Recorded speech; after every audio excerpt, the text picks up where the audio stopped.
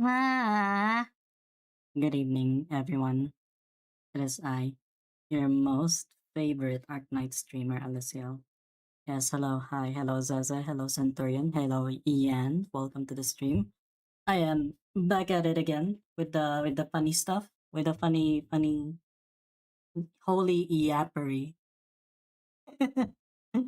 The Yapper has returned. Yes, welcome. Yeah, we're gonna do chapter 14 of Arknights. You know, we're gonna continue with it. It's gonna be long and it's gonna be a little bit funny.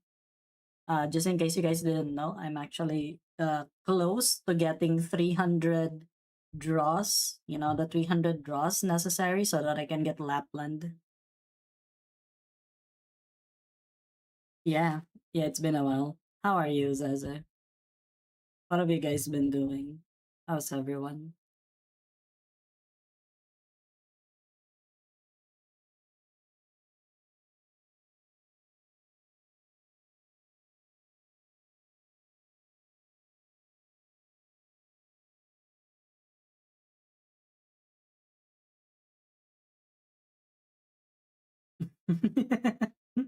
No. No. Yeah, I hope you get better. I hope you get better with your legs. Also, welcome, Fanis. Gotcha. I'm sorry. I'm sorry. I'm sorry. I'm just so used to like night streams now. Really, really. That there's really have been yeah, you know, the night streams. Yeah, because during the day there's just so many noises that I don't want you guys to hear. Like the you know what you call it, the noise canceling isn't even gonna work because of how loud shit is, but you know, it is what it is, right? We're gonna you know, yeah, we're gonna start soon. We're gonna start soon so that we can get the Yappery. Ooh, ah,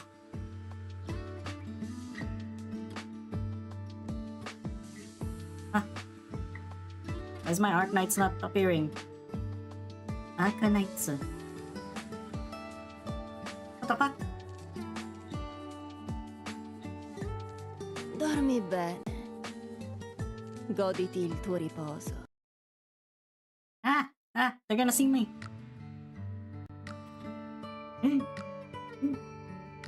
Hello. Hello. Hi. They're gonna see my stuff. Oh no. Oh no. Is it gonna it's fucked up.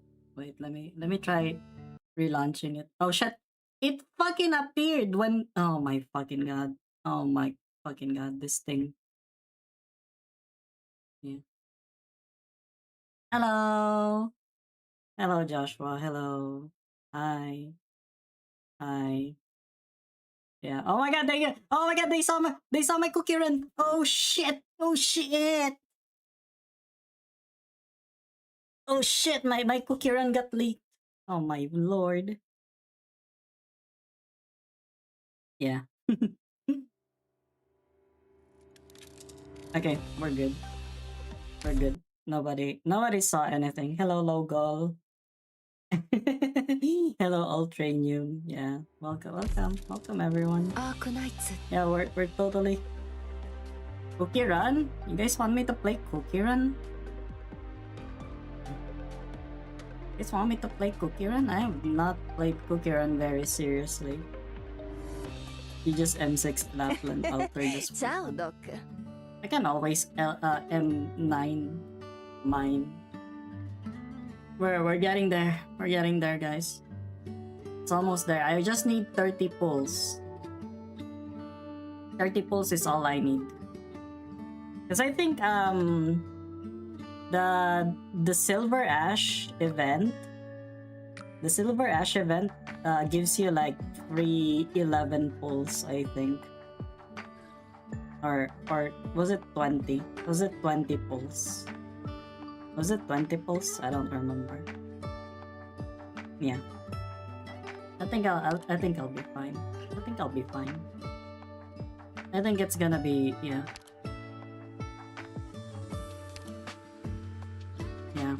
gonna be good. We're gonna be good. We're gonna be amazing. So we're just doing adverse environment because, you know, there's no point not doing adverse.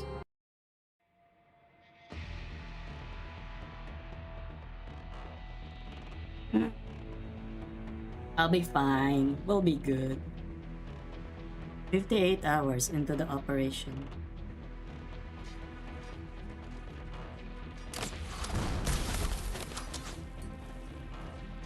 What the fuck? How are we supposed to fight these guys when our equipment doesn't even come close to theirs? Evacuate now! Lifebone signal is strong. We have a good fix on its location. Forward, scoutcasters, advance. I had the daily or random tickets. Yeah. Arg! Look out, enemies!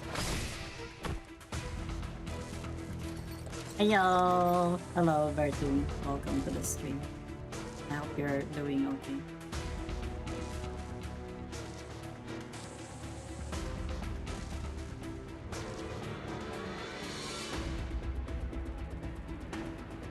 Information. Wait for ambush.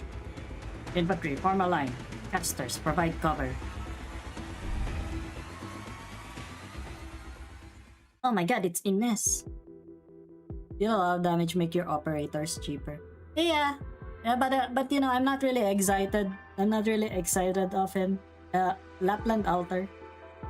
I don't care if I get both of them. Pramanix or Silver Ash. I don't give a shit. All I give a shit about is Lapland. Lapland Altar is the only reason why this channel actually exists. Royal Court elites. Under Manfred's direct command, a lot of them. No heavy firepower though. I can at least slow them down. Otherer was right. Ursula knows our defenses are weak, and she'll tell Manfred. We can use this to our advantage. The military commission won't allow Lifebone to fall into enemy hands. Manfred would destroy it if he had no other choice.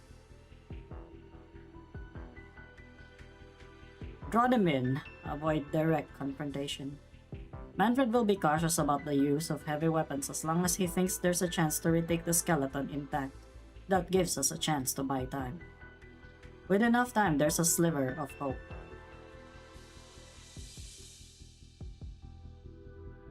This had better work, Hodero.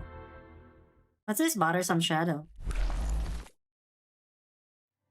Naxxerer Arts.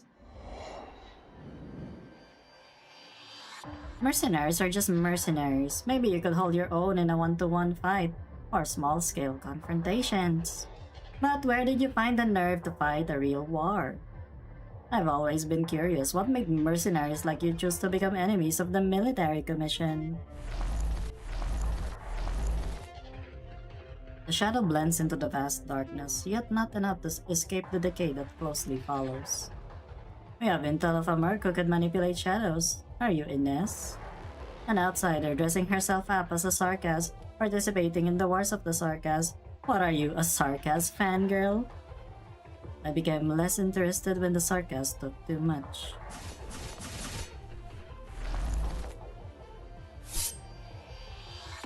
Shadows erupt from beneath the Naxxerer, morphing into sharp blades that streak towards her chest, only to tear through layers of tattered cloth. The Naxxerer's ribbons are wrapped tightly around the shadow blades until they shatter and disintegrate. The Naxxerer's knife presses against Ines's throat. I'm okay. I'm good. I was just, yeah, we just started yapping, so, you know, there, that's what it is. Here's where we are, everyone.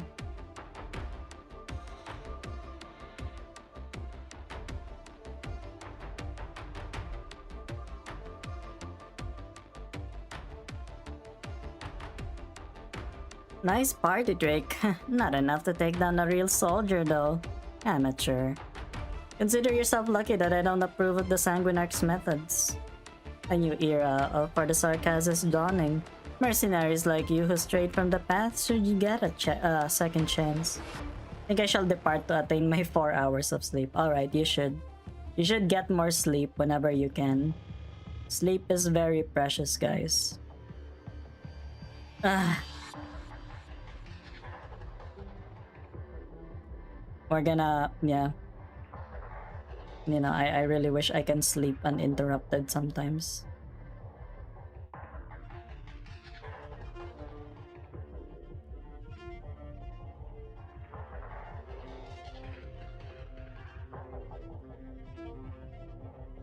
Good to know. Red accent? Despise being ghoul? Ghoul? Like Tokyo Ghoul? 教えて教えてよその仕組みを僕の中に誰かいるの壊れた壊れたよこの世界でI can actually sing the entire thing. I can actually sing the entire thing. It's like one of the few songs that I still remember how to sing.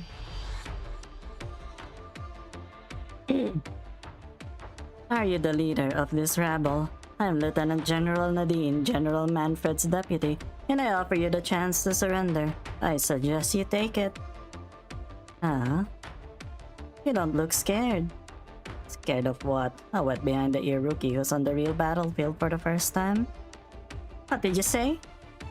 I know your type. You got into the Military Commissions Academy because of your royal court bloodline, studied a few theories, and got promoted to staff officer as soon as you graduated.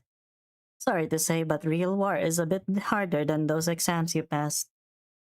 You'll pay the price for your futile taunting. It's not futile if it distracts you. Who's the amateur now, Lieutenant General? Oh, shit! Ow, that actually hurts my eyes. Sudden wishadel. Yeah. Damn, this thing likes a punch. That heap of deadwood wasn't lying. How did you know I was coming? I could smell the explosives from a mile away. Oh yeah, didn't guess we're starting to build chemistry. I'd rather not have my brain cells mixed with your bomb-blasted ones, thank you very much. Enough small talk, how many did the military commission send? I'll blow them all the way back to Casdell. Where did you go? What's with that outfit change? Hey, this is Wishadel, right? Wishadel's outfit. My old garb was a little frayed, so I had to improvise. You'd never believe what I ran into out there.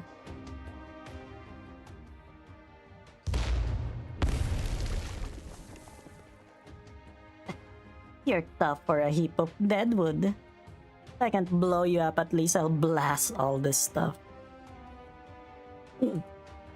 These weapons and armor are relics of great Sarkaz heroes. Your weapons will not harm them. So you're saying these things are blast-proof? Alright, don't mind if I do. Better for them to get some sunshine with me than rot in here. Young mercenary, you should respect the Sarkaz heroes. Respecting the Sarkaz heroes? What's going on? Where's Manfred? I could use a target to try out my new gear. Don't be hasty. You'll ruin our plan if you make too much of a scene. Why, does Hodder have some trick up his sleeve again? You have squandered your only chance to live. You refused to join the military commission. Now you will fuel the war.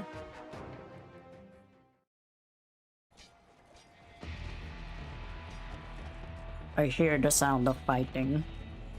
Things are going smoothly, sir. We haven't run into much resistance. The mercenaries are no match for us, but it would be difficult to stop them from destroying the lifebone out of desperation. No, they won't do that.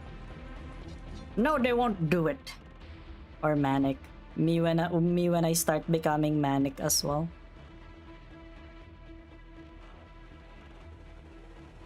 This book has no ending.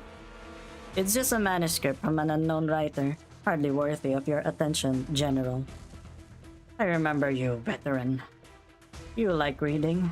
Not just any book, but that kind that promotes this sort of pessimism towards war. Hello!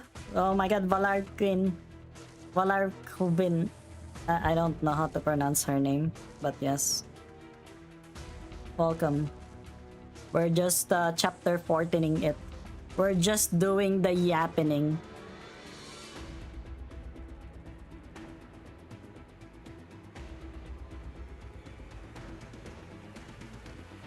Hi. No need to justify your reading interests. Be honest with me, mercenary. What ending would you write if you were the author? The hero returns home. Not a death in battle. A warrior should think of more than his home in battle. Whose home should he think of then? Your empathy is admirable. Pardon my impudence. Sentimentality is a necessary trait in an author. But indecision is the worst trait in a soldier. I understand. Your compassion is the reason I've kept you alive for so long. But you should have gone back to Casdell, become a teacher or a farmer, giving up your ludicrous mercenary career. Lifebone was meant to be a way home for all warriors.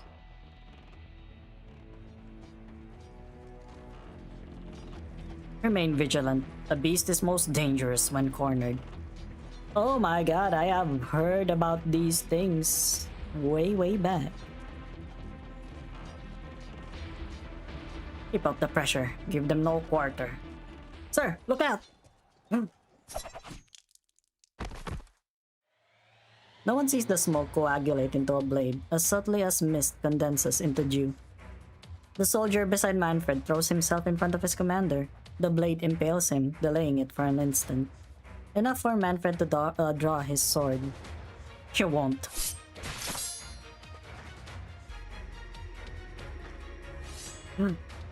It all happens in the blink of an eye.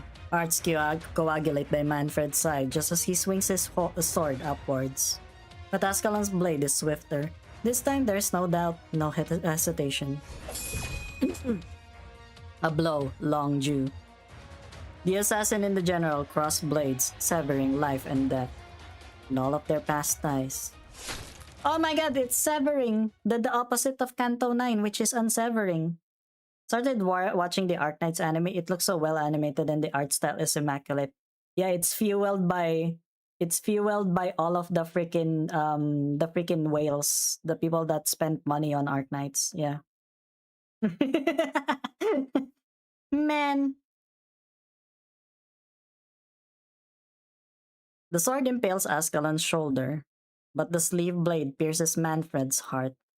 Ah. You've lived up to your words. As I said I would.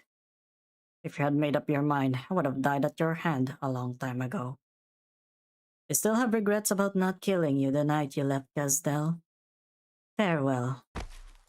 Damn, she just fucking kills Manfred. Oh my god, bro. Amazing.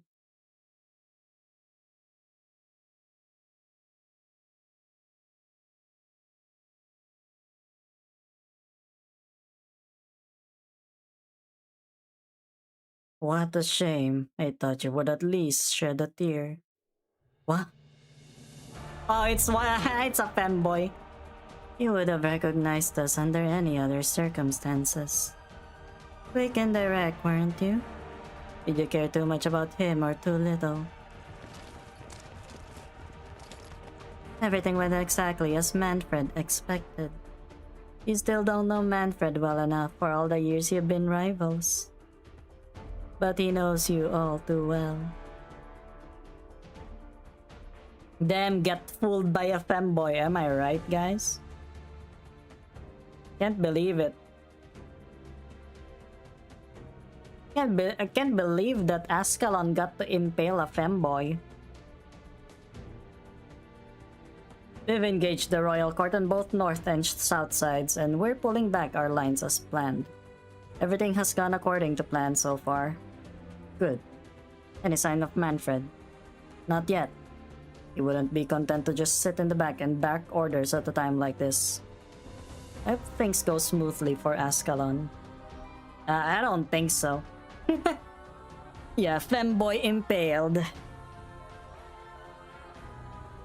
No, she won't be coming back. What did you say? Oh shit. Yeah. Another femboy. What?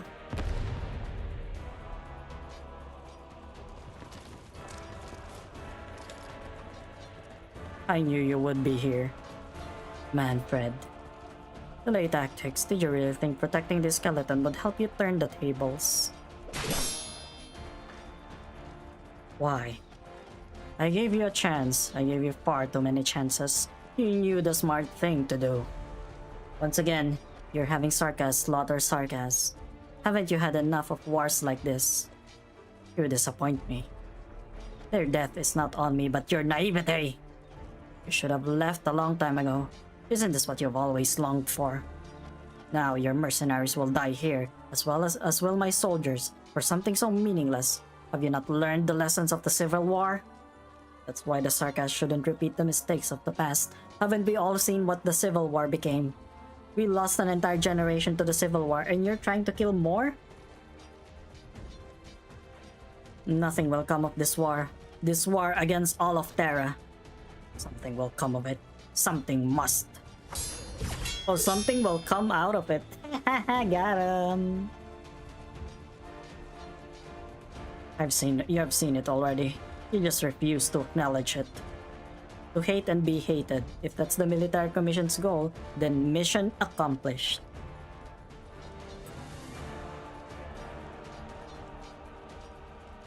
Don't you understand? That's the reason I needed you to get out of this. Yes, the Civil War cost Kazdel an entire generation and made you and I out of the survivors, murderers who can only live by the sword. Why have you stayed if you wanted to change all of this? Yeah, they are like a good yaoi material already. Because if you think about it, yeah, Manfred has been saying, man, I have been giving you far too many chances to live because I love you.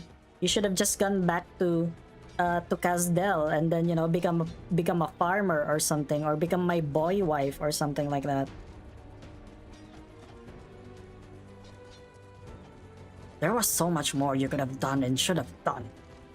So what if I return to Kazdel? What happens next? How do you describe to the children the fields where their fathers, their mothers, their brothers, and their sisters were buried? How do I make them believe in another future? Hatred is a means to unity, but you cannot let that unity become the spark for a new hatred.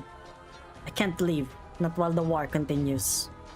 So you have chosen to live and die with the war. In that case, I will give you the answer.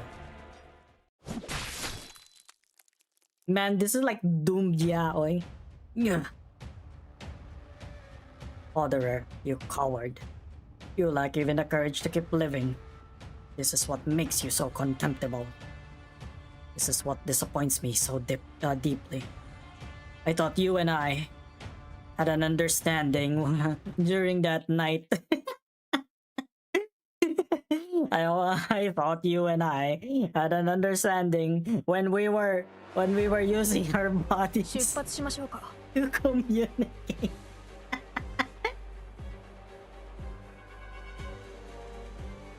ちょっと言いにくいんだけど、私が巻き起こしたトラブルは私にしか収められないんだ。Don't mind me, I'm just just you know, just saying some random bullshit, you know, as usual. Don't worry about it. 迷っている暇がありませんよ。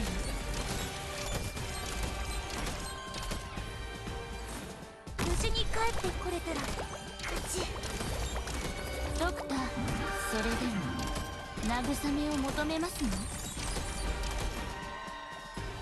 L'ombre qui gît à vos pieds n'est pas la vôtre. どうせ死ぬなら道連れにしてやる。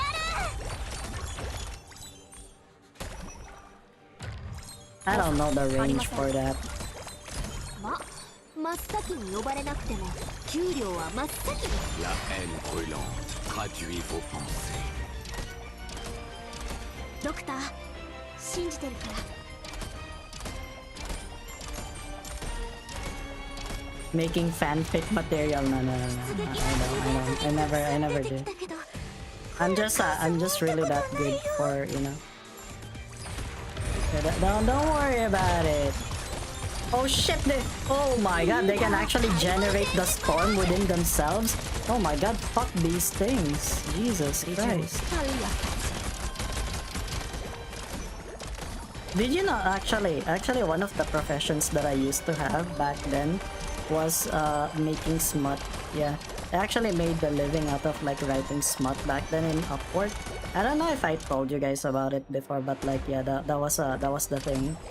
That was the thing back then. It was really well, I gotta earn some money to survive, you know. Gotta get some money to survive. That's why. How do you even? Can you like go there? Yeah, there you go. Yeah, get lured.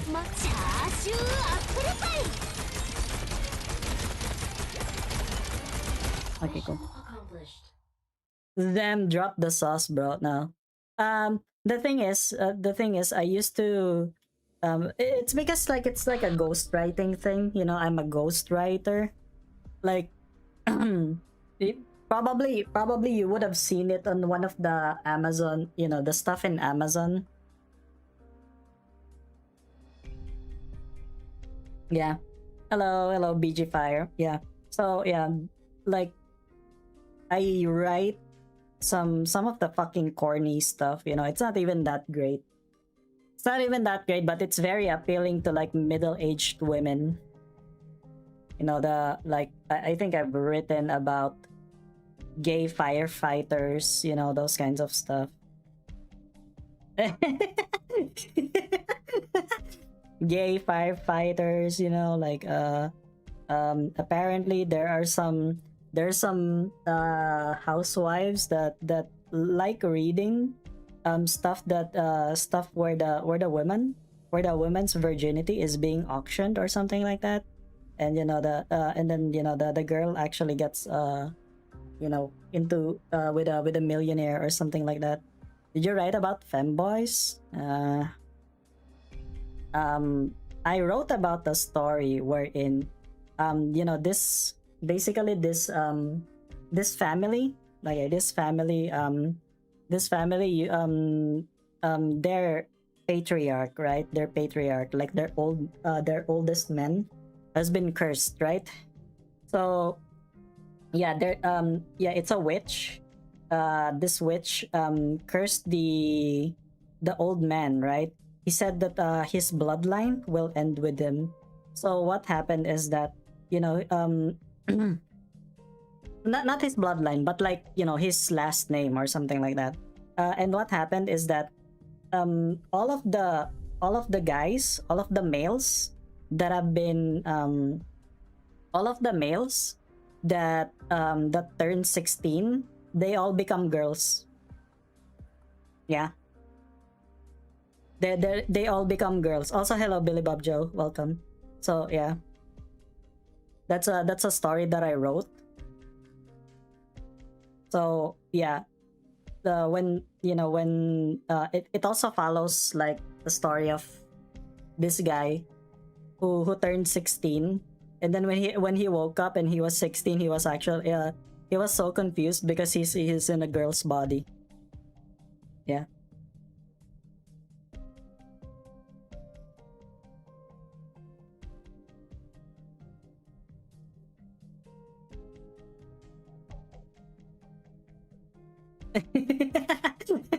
So yeah, that's that. And he's got like a childhood friend. He's got a childhood friend who used to have a crush on him, and then she finds out that that he became a girl. And yeah, you know, then some shenanigans happen. Anyway, let's continue with the story. The 7th batch of new comm stations has been set up. 1/3 of all comm lines have been restored. Data from makeshift catastrophe monitoring stations indicate stabilizing atmospheric originium concentration, but rising underground originium activity. 2 more teams of engineers have arrived at their destination. Continue to eliminate obstacles standing in the way of the main fleet. Will it give us our what? Of your stories one day? No. No. No one must know. No one must ever see the light of the day. No story must ever see the light of the day. Because, yeah. Because, you know, it's all part of the dark past.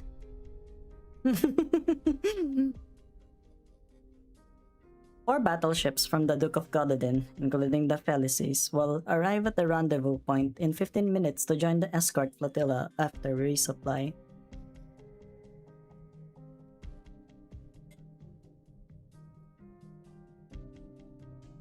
You guys have no idea the shit that I've written way back. I got paid for it though. Like I got paid like $1,000 per story. Yeah.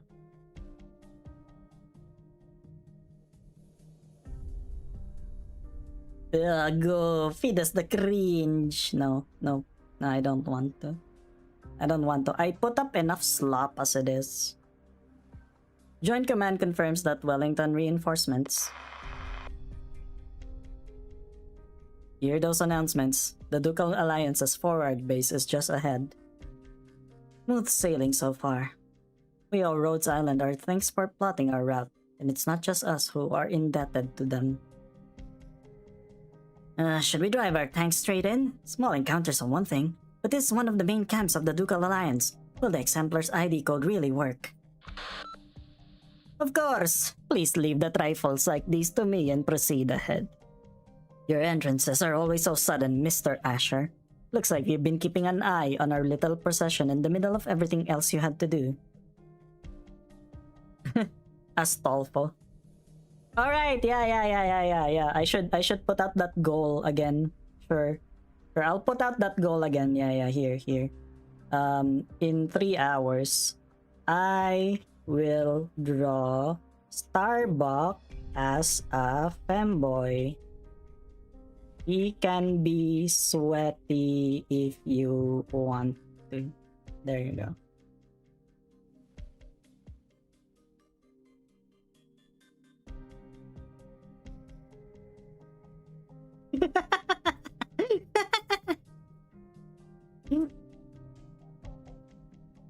There's a group of soldiers up ahead, Vina. Plus a few trucks of ammo, gear, and food. Should we just accept it? Could be a trap this Burke's laid for us. Yes, we'll take it. Ideals alone don't win battles. Thank you, Mr. Bellingham. Sincerely, this time. You've dealt us more than once. Please don't call me that. I'm perfectly content being the strange man in the hat. It's for the better if you suspect ulterior motives behind my every move. These gifts aren't just for Gibsonham. It's also for everything that Rhodes Island has done. We have sent people to direct civilians to the safe zone. Hello, Wafi. I think we're like at number... I forgot. It's like chapter 14. That's it. I'm not a lewd artist. I'm just an artist. I'm just an artist. Do you see the stuff that I post? All safe. Am I right, guys? All safe for work. You can show it to your boss and you're not gonna get fired.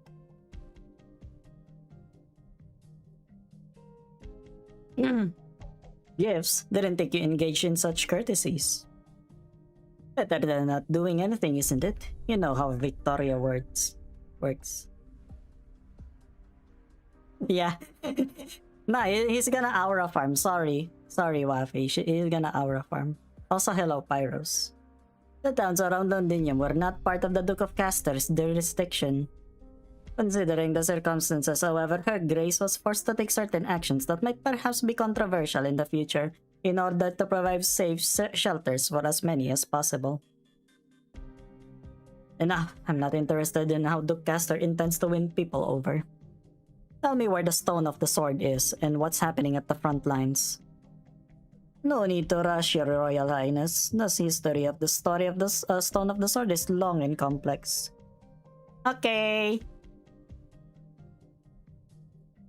Okay, sure. Ask his opinion. Especially the most recent one, the Earl Koningin Faust that I made. I feel proud of that, by the way. I'm so glad that the video that I used the Earl King Faust is, yeah. It's still it's actually getting a lot of views.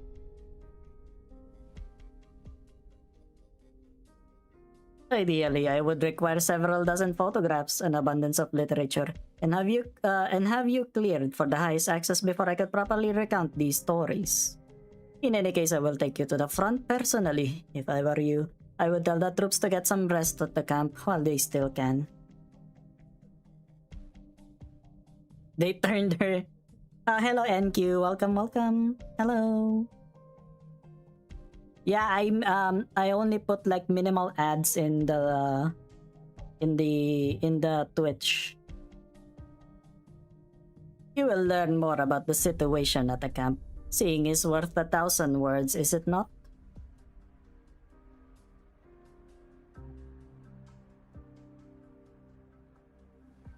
How much time I've spent on it? I think on and off. I think I spent about probably like 7-8 hours drawing it.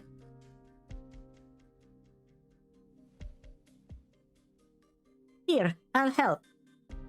Give. Oh. This is the last crate. Thank you. We were running short on ammo. The logistics team says they'll whip up a body meal from the supplies you bought before we head out. Here to join us for a bite? Thanks for the offer, but we've got Sarkaz scums to kill. We just received orders from command to join up with the assault on Silver Rock Bluffs once we've transferred the supplies. Those monsters, Naxxerers they're called, I can't wait to put them down. Bro, this guy is gonna die. This guy's dead. Look at this. The newest crossbows, AP ammo, precision art units. This stuff would be rare even in elite units in ordinary times. What about Originium protection? Fighting Sarkaz isn't just about firepower. No worries. We've been issued a full set of PPE, plus medication. Look. What the?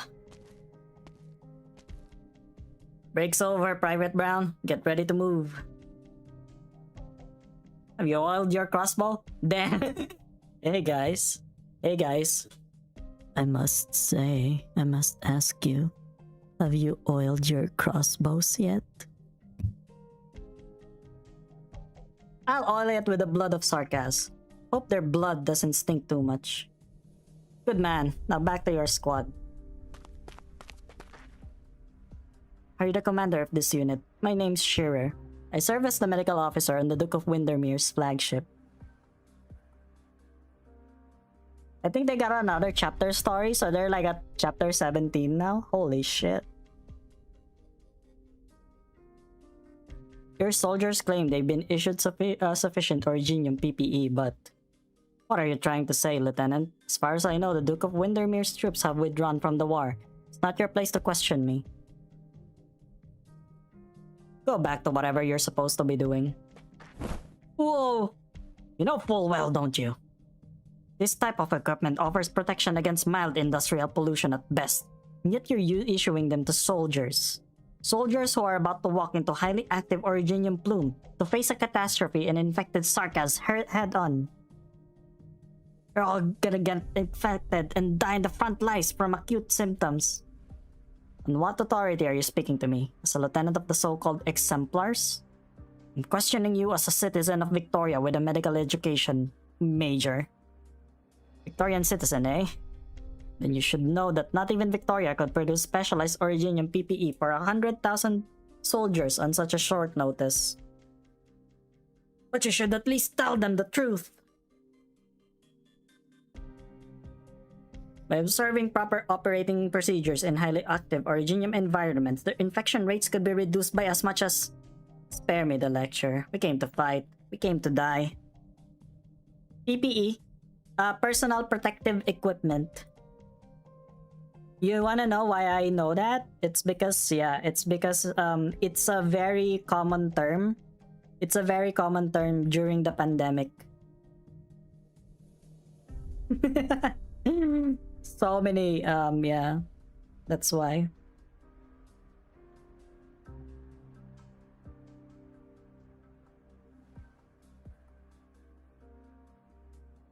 But we will take the sarcasm with us until victory belongs to Victoria.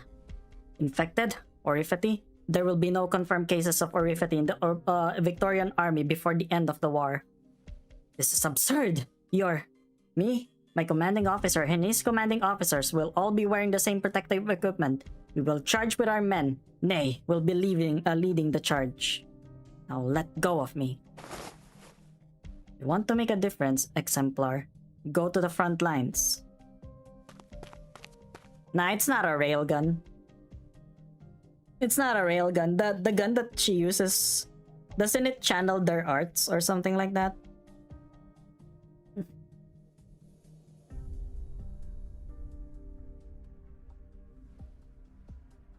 Lieutenant Shearer, you heard him. Thanks to advance warning from our Rhodes Islands friends, the exemplars have sufficient protective gear. We even have some to spare. Don't even think about it.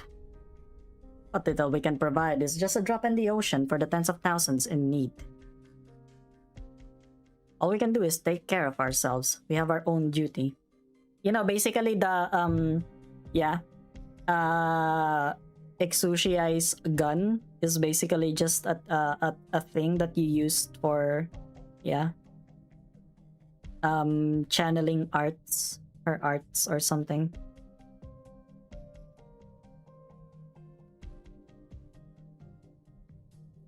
Dun, dun, dun, dun. Na, na, na, na, na. Na, na, na. Mm, mm, mm, mm.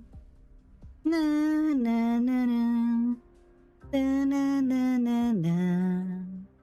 Da, na, na, na. Dun, da, da, da. Gun in Arknights is a wand that ignite the Originium in the bullet to propel the projectile. Hell yeah. Hell yeah. So basically, they're wizards. All we can do is take care of ourselves. We have our own duty. Hello Ryan, welcome to the stream. Bring an end to all this as quickly as we can. It can't be. Captain? It's him. Your shield. Why are you loading your weapon, Captain? What are you doing? Wait for me. What did you see? Someone I thought to be long dead. Yeah, she's Scottish. Isn't bagpipes Scottish? Lieutenant, what happened to my men? They are here. Rest assured they're only unconscious. I don't mean Cello's group. You know who I mean. Don't push me or it won't be my shield against your chin. If you draw your sword, you'll be assaulting an ally. Ally? At what point since the moment we entered County Hillock have you ever treated us as an ally? Answer me!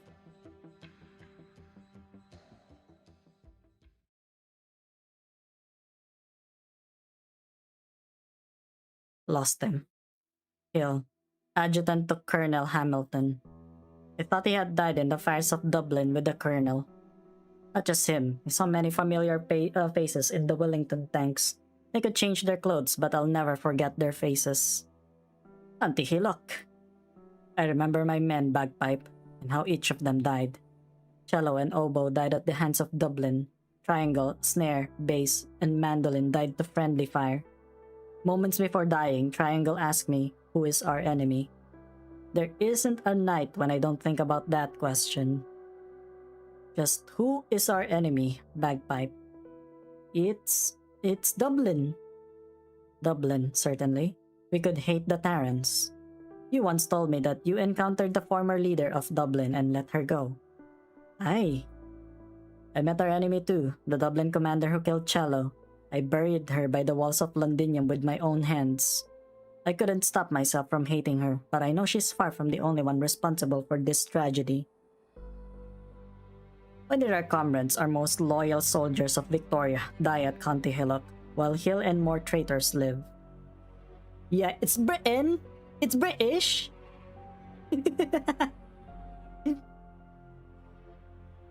Captain, I know what I'm doing. If we fire at the Duke's tents now, we risk bringing down the Alliance, even the dream of the Exemplars. That's the saddest thing, isn't it? We can't even take revenge. Because they've put on their bloody Victorian uniforms and once again become our allies. Captain, permission to speak freely? Granted. I don't trust Would the men who killed our friends, the ones who fired on innocent civilians, really stand with us when we charge against the Sarkas? Even we can set aside our hatred and trust our lives to former enemies without reservation. Sorry, I'm not really that good with Scottish. I'm trying, okay? Would they? There you are. Vina and I inspected this forward base. The troops are disciplined and morale is high. The Dukes are taking this seriously. They seem to have reached a united front, allowing their troops to be organized according to a function rather than faction. At least that's what it looks like on the surface. We saw Castor's elite standing guard near all of the Wellington tents, and at least 2 or 3 groups of Castor's men stationed farther away. A fake unity is unity nonetheless. At least in a time of crisis, the Dukes know who their true enemy is. One more piece of bad news. I checked out the field hospital. It's sparkling clean. There isn't a single wounded inside. They're abandoning the wounded. That's impossible. Morale would collapse. Or maybe there are no wounded. Also impossible. We saw how fierce the fighting is on our way here. Things could only be worse at Silver Rock Bluffs. Wait, you don't mean... None of the wounded made it back. We need to put an end to this tragedy as soon as we can. The Exemplar's strength might be insignificant compared to the all-consuming war, but creating miracles, that's what we do. It's closer to Gummy ENVA accent? Shit. Maybe I'm just so used to speaking in Russian. Maybe I'm actually using the Russian accent. I don't know, actually. I have no idea. I'm exempt because I'm Asian, I think. An inspiring pep talk. Repairs on your tanks are complete. There you are at last. Wait, why is the ground red? Is it your blood or... That's not important. My orders are to ensure that the size of Kings finds its pedestal. Should I fail, another will put on this hat and continue the work. I bring a message from the Duke of Castor, Your Royal Highness. Castor forever honors her commitments. Enough pleasantries. Where is this pedestal? The stone of the sword. You've seen the camp. You have an idea of what the front is like. This is hardly the best time to tell you the truth, but we have no choice. The pedestal is on the Gloriana, flagship of the Duke of Castor. What? You planned this all along. You guided our path, gave us a chance to rest, so you could lead us onto your home field. What's next? Will Castor's troops turn their weapons on us if we say no? Please, no need to get excited. Facts are facts, no matter how you choose to interpret them. My orders were always to bring the realm blade to the stone of the sword, with or without exemplars. Please consider this an act of good faith that I am willing to tell you the truth now, rather than simply taking the sword from you during your darkest hour. Continue. Hello, Suppressed. Welcome to the stream. I hope you're doing well. I hope you're okay.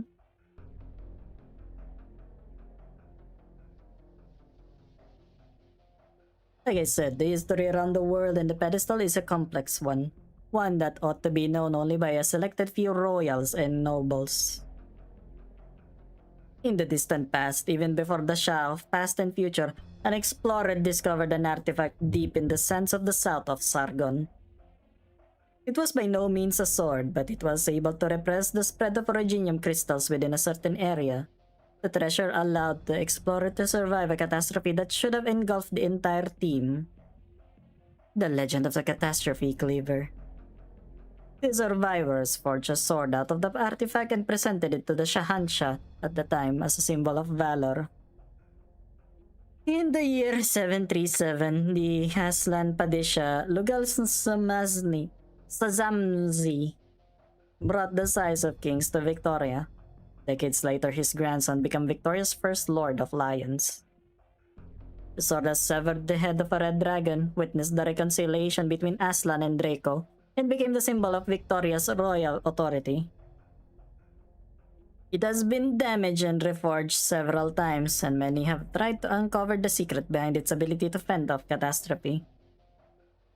Scholars have yet to understand the principles behind the sword's power, but they did not discover how to make the most out of it. The pedestal, dubbed the Stone of the Sword, at the Mausoleum of Kings, is the result of research by House Castor. The Duke of Castor at the time kept a backup. After the original pedestal in the Mausoleum of Kings was destroyed in that battle, the only working replica is kept on the Gloriana. For a century, Castor has combated the Realmblade. The chance has finally arrived. Countless soldiers and civilians will die at the war, but Castor gets up to reap the fruit of victory and become the hero who saves Victoria. Judge it as you will, but this is what little chance, if not the only chance at victory, Victoria has in the present crisis. Our trump card in this dangerous game. Sugarcoat it all you want, but you can't convince us that the despicable scheming never happened. The choice is yours, your royal highness. Enough. I refuse to engage in arguments over power while we denounce the dukes for being calculative. There is no Princess Alexandrina, only Siege, leader of the Exemplars. There is no symbol of royal authority. The size of kings is just a weapon, one that can win the war for Victoria. We go to war. Thank you on behalf of Victoria. The spy takes half a step back and bows. I'll lead the way, however. You should prepare yourselves.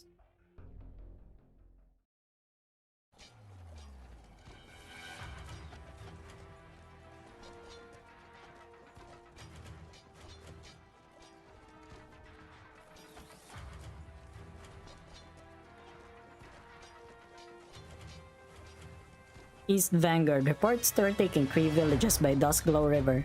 Sarkaz's forces continue to staunchly defend Silver Rock Bluffs Pass. All resistance on the southern front of the Redmane Mountains has been neutralized, however. Command expressly forbids crossing the mountains to flank the Sarkaz.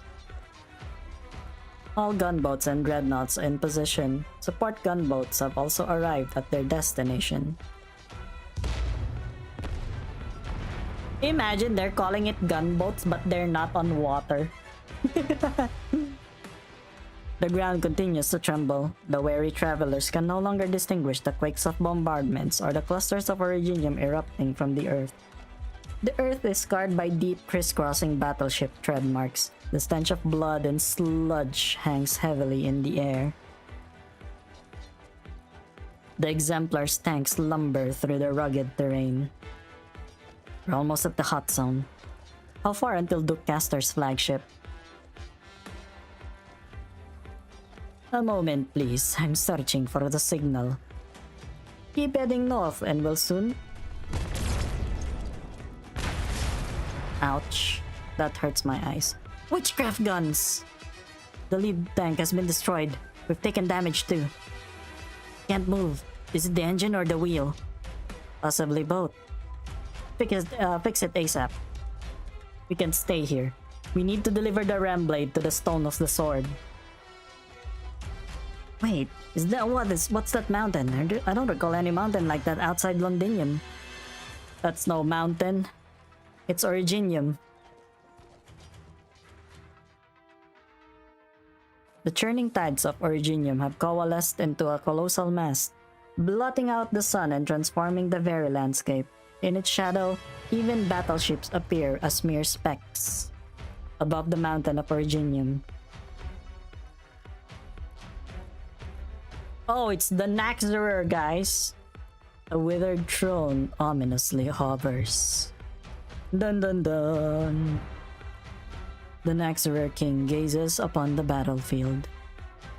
All seeds sprout at the same time, withered branches creeping towards every death-shrouded corner.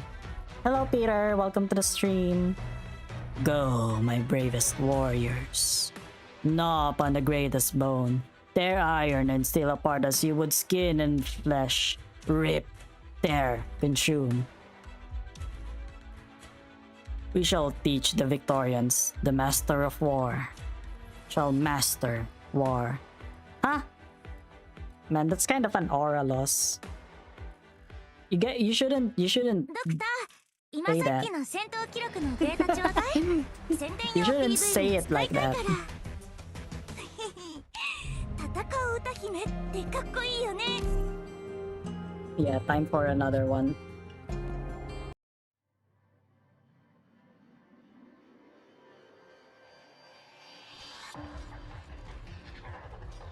What the hell are those things up in the sky? Get down! Yeah, Patriot just ultra farms. Delphine, your right hand! Don't touch. This isn't any normal cannon fire. Sarka's witchcraft is corrosive in nature. I won't be much help. Those people still trapped in the polluted area. It's too late for them. We got shit in the air, stuff growing on the ground, and crystals and dust everywhere. Can't even take a damn step. The Sarkas want to turn this battlefield into their home turf, forcing us to put down our gear and cower while they pummel us. When it comes to a head-to-head infantry battle, the Sarkas will surely have an advantage due to their natural physique. Alright, I get it now. It's all just a dirty trick. Which is why we can't afford to get caught off guard. If they ever get the drop on us, we're done for on the spot. Morgan, get as many of our vehicles up and running as you can. Avoid any close combat with Sarkas infantry. Even if a vehicle's destroyed, don't overlook the mounted cannon. They're the best weapons we've got. Understood. Delphine, send the signalers out as widely as you feasibly can. The exemplars will be able to maintain communication that way, at the least. Of course. If you want to push forward, we're going to have to take down that altar up ahead. Horn, covering fire. Roger. Indra, your team's responsible for holding the enemy back. Doesn't matter if it's casters or arts creations or whatever those things are up in the sky. You got it. Dagda's team, you're with me. Same as always? Same as always. I can see the core. Move out. Another altar of Sarka's witchcraft. Climb, pull up, leap, bring down the hammer. As the war rages on, they become more and more familiar with these war machines resembling the devil's eyes. They become more and more familiar with the war itself. Vina often feels as if Indra, Morgan, and Dagda have changed somewhat. She trusts that the very same changes can be seen in her. Is it a change for the better, or a change that came far too late? The devil's crimson eyes stares at her. The hammer comes down hard and the altar begins to collapse before Siege even reaches the ground. It worked! Phew. It took it down even quicker than the last one. Here's something. Back up! Something's growing out of the blooding thing. It's another altar not far from the one we knocked down. How many of these little buggers did they bury in the ground? Bloody hell! There's no end to them. Siege tightly grips her hammer. They are adapting, but not quickly enough. Philby Asher, has the location of the Stone of the Sword changed? I haven't been notified of any changes to the plan. Can the ship still move with all the Originium crystals everywhere? I'll have you know, Victoria is the most powerful fleet on land. We might be slowed a little, but we're certainly not without options. I hear naval guns. I believe it's the Iron Duke's Gastrel, going by the sound. The next round of our assault is beginning.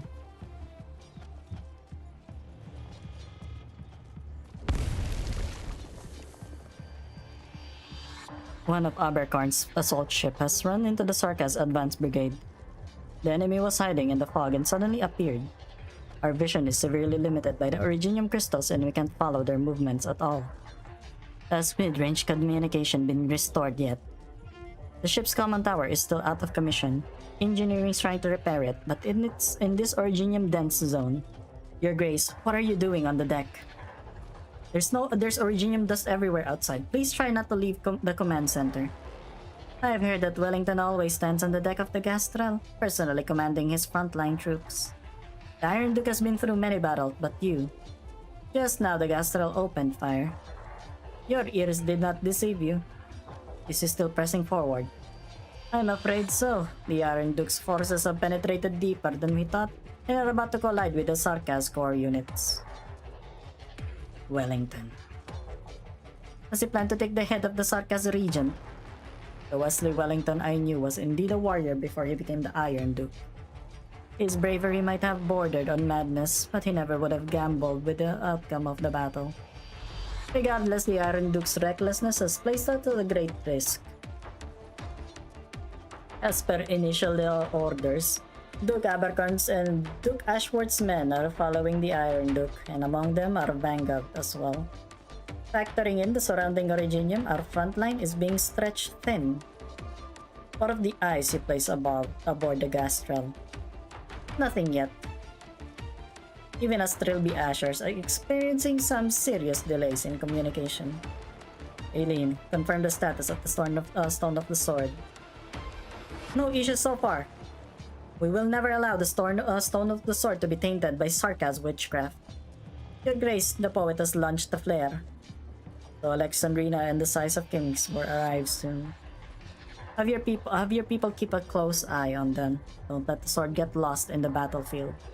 We must put the Size of Kings to work immediately. Unless the comms are restored fully, the so-called Ducal Alliance is a non-entity. Damn, she's like taking fucking, advantage of it. The enemy seems to be getting stronger. The same witchcraft eats away at us while strengthening them. Siege, watch out! Dagda! Okay, sleep well, Centurion. Centurion, sleep well.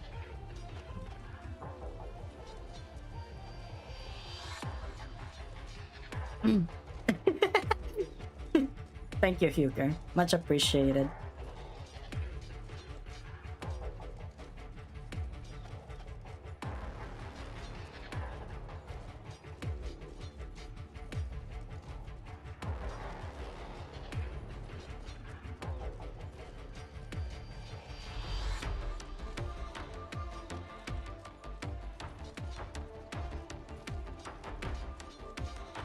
Oh, yeah, good job.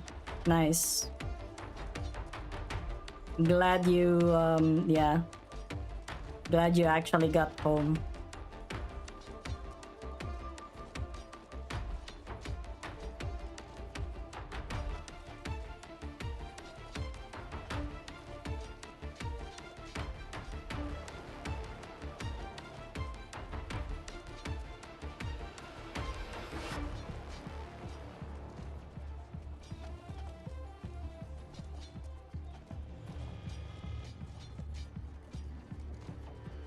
What do you mean? Like, what do you mean OC arts?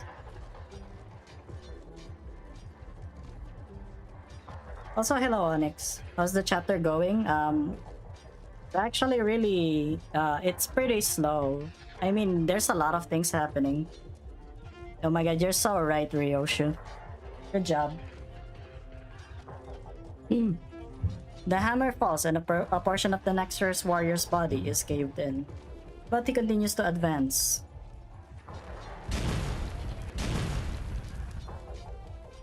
A second swing, then a third. 10 hours of helping with renovation of my uncle's house. Holy shit, I thought you were gonna have like a vacation, but apparently you just yeah. You just ended up helping.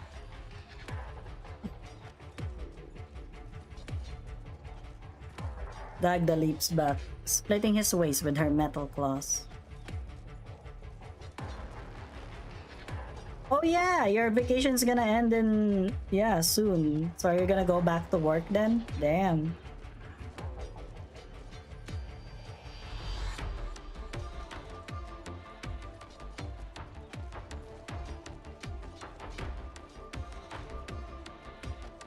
The Trilby Asher's flaming blade pierces his chest.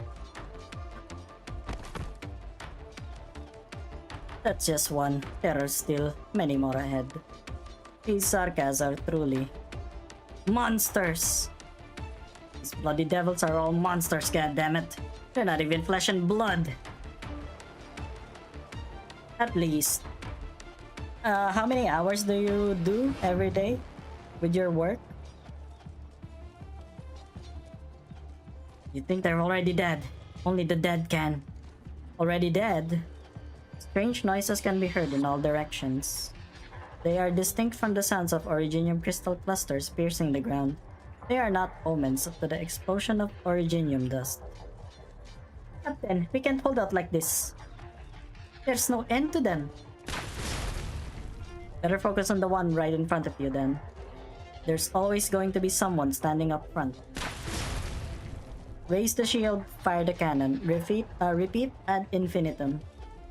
8 a.m. to 6 p.m. Oh, at least that's good. It's like, you know, that's still pretty good. 8 to 6. Normal work schedule. But yeah, you can't stay up late. Victoria possesses the strongest weapons in all of Terra. Only shell can easily blow apart. One shell can easily blow apart the Sarkaz's armor. Just as quickly, 2 more Sarkas rush forth at the same time to take the place. Then 3. Artillery fire unleashes its fury, but it cannot stem the surging tide. There's no end to the enemies. She can hardly tell how many Sarkas are on the ground in front of her, some standing, some lying. The number of fallen Victorians is perhaps even greater. You can hear bagpipes, shouts, and the whistling of her spear. From those she finds utmost solace, and that's enough to keep her fighting on. She's like, oh my god, my wife is actually safe, so I can keep fighting. Hell yeah.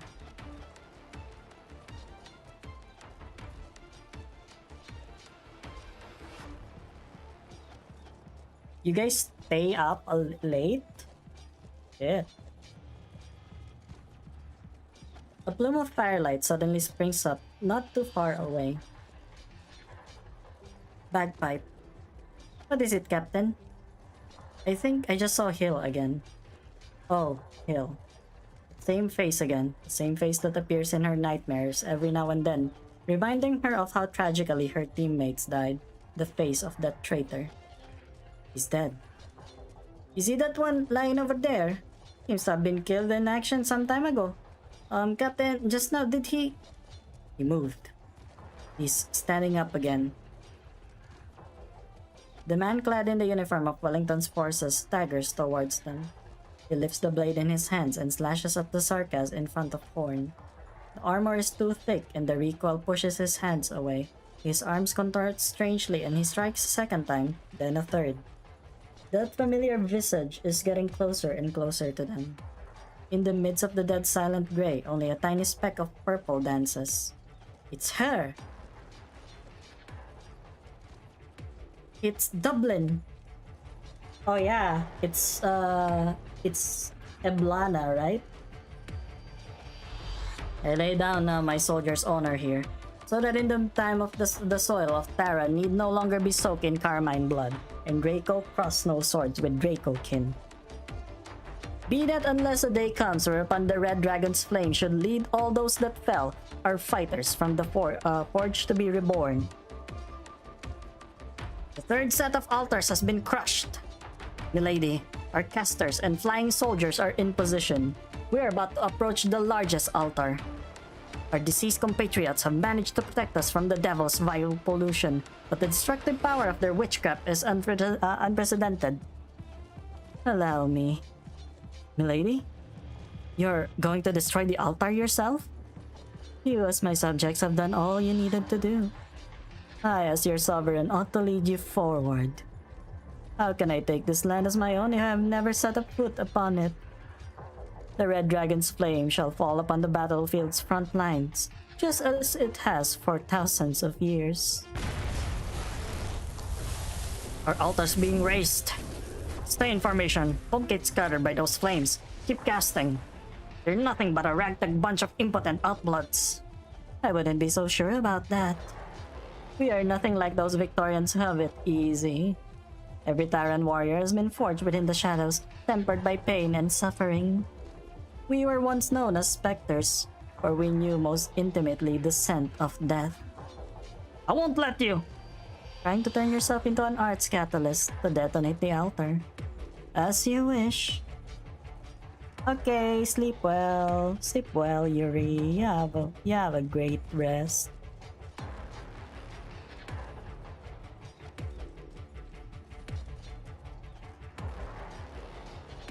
No! I'm too late. The spark of life gradually fades, and in its place burns a deathly purple flame, leaping across the body of the slain Sarka's warrior just as it dances in Eblana's eyes. There is no royal court in Death's domain. Sarkas, your people know death so well, only because you've fought enough wars. See that? Death itself stands with us. Our enemies are not inscrutable demons.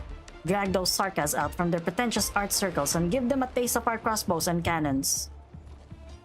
Regular, I see a flame burning within our eyes. I've waited far too long for this, just like other countless Terran warriors. All of us grew up hearing the legends of the Empire's death knell and enlisted with burning fervor in our hearts. Over the last few decades, Wellington's administrator and the dukes have had their hands tied, and we've also been caught between the cracks of the other dukes' negotiation tables. So many hot-blooded warriors were repressed because of their background, while many others perished in the Victorians' conspiracies. I've endured for so many years, even to see myself turning into a scheming villain, all for the sake of witnessing a real war. Not one ignited by the noble's petty power jockeying. Only on such a battlefield can a warrior's death be glorious and meaningful. If I am to die in this battle, then please bestow upon me your flame so that I may stand once more, until my remains are consumed fully by the fire. Until our promised nation has been established, I shall never lay down my arms. Excellent. Now then, come with me. Do you see that throne of Deadwood? That's the Sarkas leader, the Naxxerer Neszalim. He who calls himself the Lord of War and Death. Sarkas royal court sure has a thing for these overblown titles. Overblown? Hardly. He just happens to be ancient enough. But he is not the only living legend here. Why, of course! Not far away, naval guns roar. Ancient witchcraft is not the only force that can cause mountains to move. Now let us pit war against war, and death against death. Wow, guys! There's a lot of them, guys!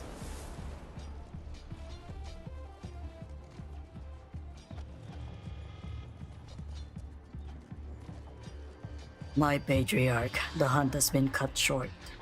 The Draco's flames have broken our formation. Draco. Thousands of years ago, after the Sarkas first lost their homeland, they once did a battle against a red dragon on this very soil. Those flames turned fields of Sarkas into charred stone. They are still beside us and beneath our feet. We will slay her. A red dragon will sate our appetite for a while. She is not the one who drives this war. The Naxxramer king turns his gaze toward a certain part of the battlefield. Behind the red dragon's smoke and flames, a huge shadow is rushing towards them at an unexpected speed. A titan that casts a shadow across the land, able to shake mountains and rivers with but a single breath. No longer is it a mere red dragon.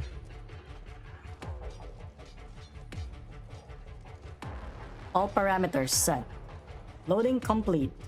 Firing interference shells. Target locked on. Main guns, first salvo.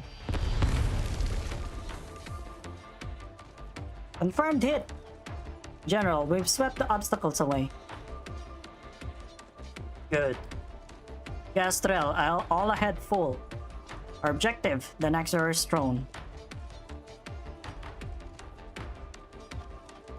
Man, he just rushed in.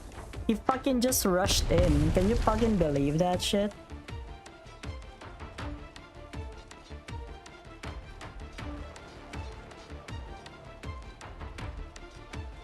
The naval guns roar. Yeah, we're doing chapter 14, yeah. Wellington is well acquainted with his most loyal subject, the oldest gun aboard the ship, that which assisted him in blowing open the gates of Lignones. Yeah, you've only started chapter 16. Yeah. Yeah, I don't think I'll be able to like get to chapter 16 first.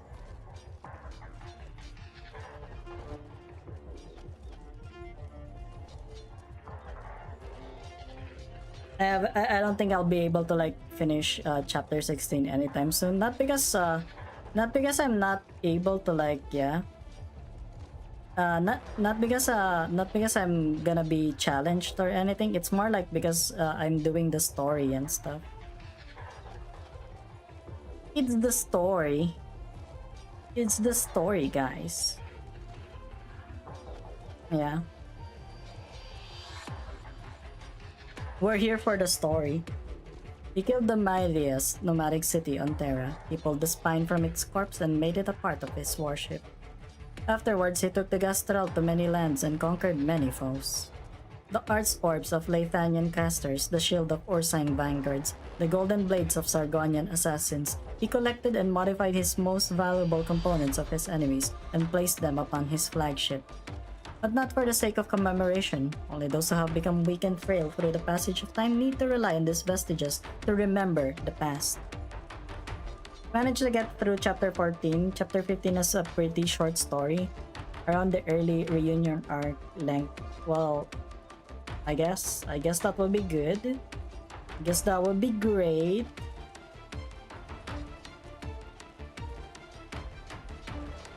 We'll see though. Probably I'll be able to finish it.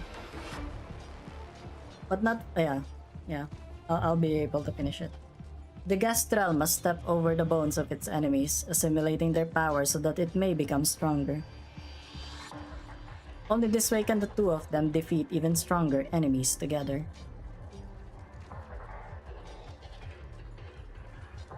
Intercept them. The crystal barrier has been shattered. The enemy continues to advance. How they must long for death, using artillery fire to cleave a path. Wave after wave of cannon fire pours down onto the sea of Originium. Golden fragments crack and split apart, revealing a gap within those congealed waves. How dare they approach us? A thick haze envelops the battleship. Countless Naxxramer warrior lands on its deck, the entire vessel enveloped in the glow of witchcraft. Rend, dismantle, corrode. The cadence of gunfire gradually slows. The hard steel hull is being digested, just like all other prey that has fallen into the Naxxramer arts circles. Capture complete. Not yet. He lifts his scepter. Branches grow rapidly from beneath the throne, blocking the front of the Naxxorer warriors. The shell lodges within the branches. A few seconds later, the shell explodes, tearing the branches asunder. For the first time since the battle began, the Naxxorer's throne shakes. My patriarch! It matters not. From the thick haze of corruption, the warship slowly comes into view. Its outer layer flayed off by the corruption, almost half its main and secondary guns disabled due to the bombardment of witchcraft shells. Only the steel frame remains shining. Yet she is nevertheless still Gastrel, the mightiest warship in the land. And her master, the Sarkas atop the throne, lowers his head, noticing a faint shadow among the royal clusters. Damn, old men just fighting. Can you fucking believe it?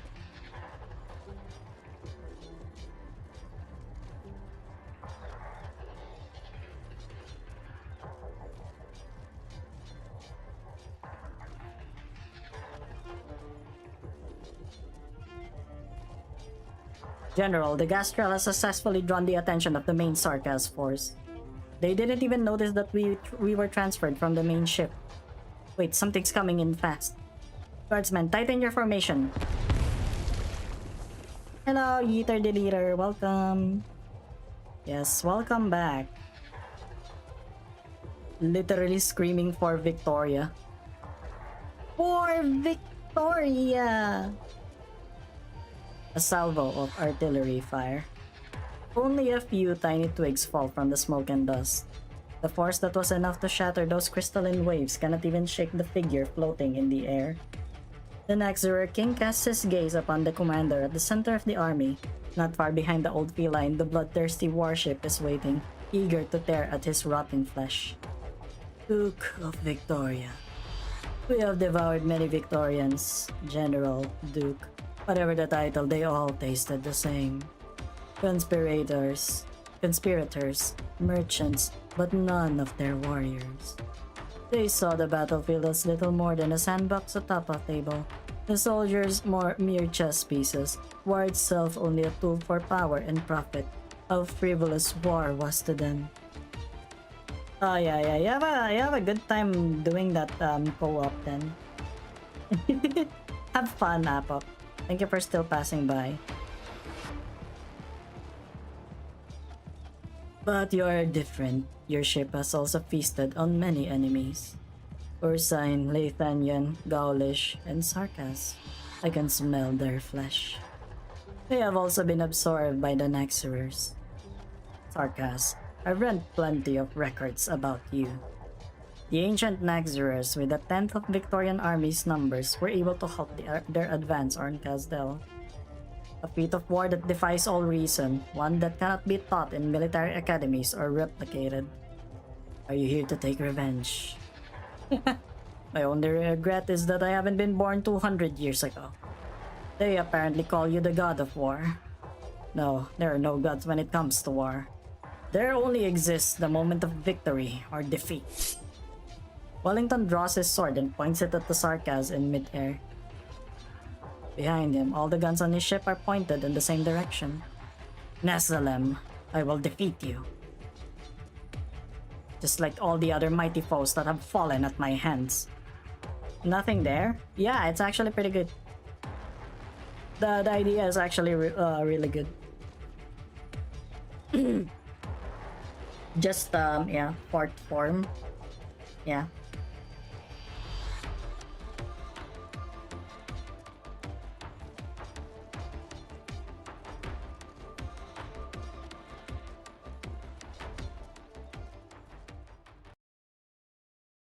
Oh, look guys, we're just at the 8th one.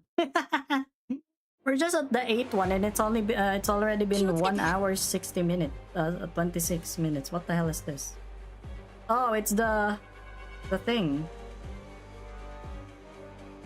Let's put it here. I'm just gonna put it here. I don't have a shift unit though, which is kinda ass if you think about it.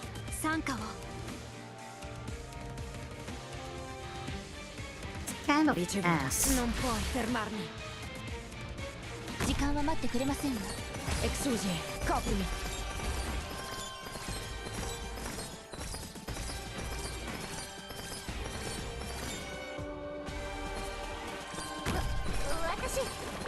大きく開けたままでいる努力はするから。 L'ombre qui gît à vos pieds n'est pas I la think I only just need these. 出撃前とお接し I don't really need a 道 lot. 連れにしてや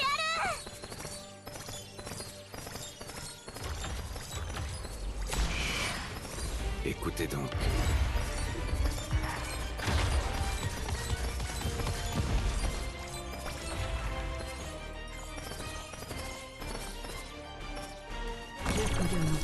Okay, bye bye. Thank you, thank you. Yeah, it's good.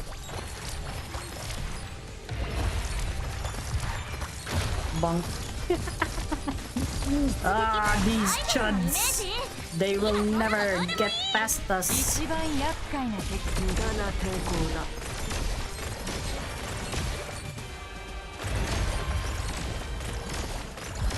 1号とタイヤたち。 Oh wow, it got bigger. Oh wow, it got bigger. Oh wow, it's actually not. Oh wow. 私は君臨し続ける。 God damn.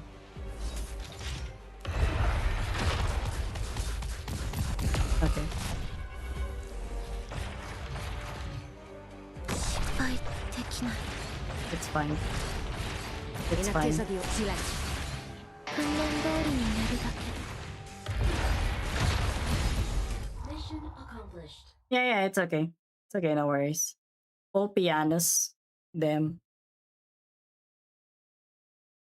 I don't have all pianos. He never came back. He never came home to me. So, you know, fuck that. That guy, shit. All pianos is shit. Only because he didn't go home to me. Also, don't worry about it, Zeze. Don't worry about it. 65 hours into the operation. The battle between the Ducal Alliance and the Nexurers is brutal. Just further ahead is Silver Rock Bluffs. The Originium response is intense, and the vehicle has already been paralyzed. The Exemplars have a tough task ahead of them.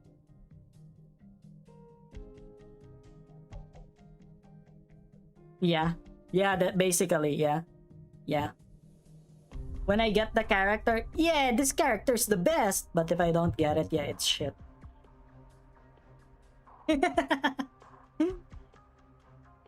If evil, why hot? So true. So true. When the size of kings and the stone of the sword become one, we'll be able to see it from our position. Catastrophes be sundered. It's only a myth. When people see things that defy explanation, they tend to exaggerate and romanticize them when passing down to those two generations. The Victorians' shield and spear.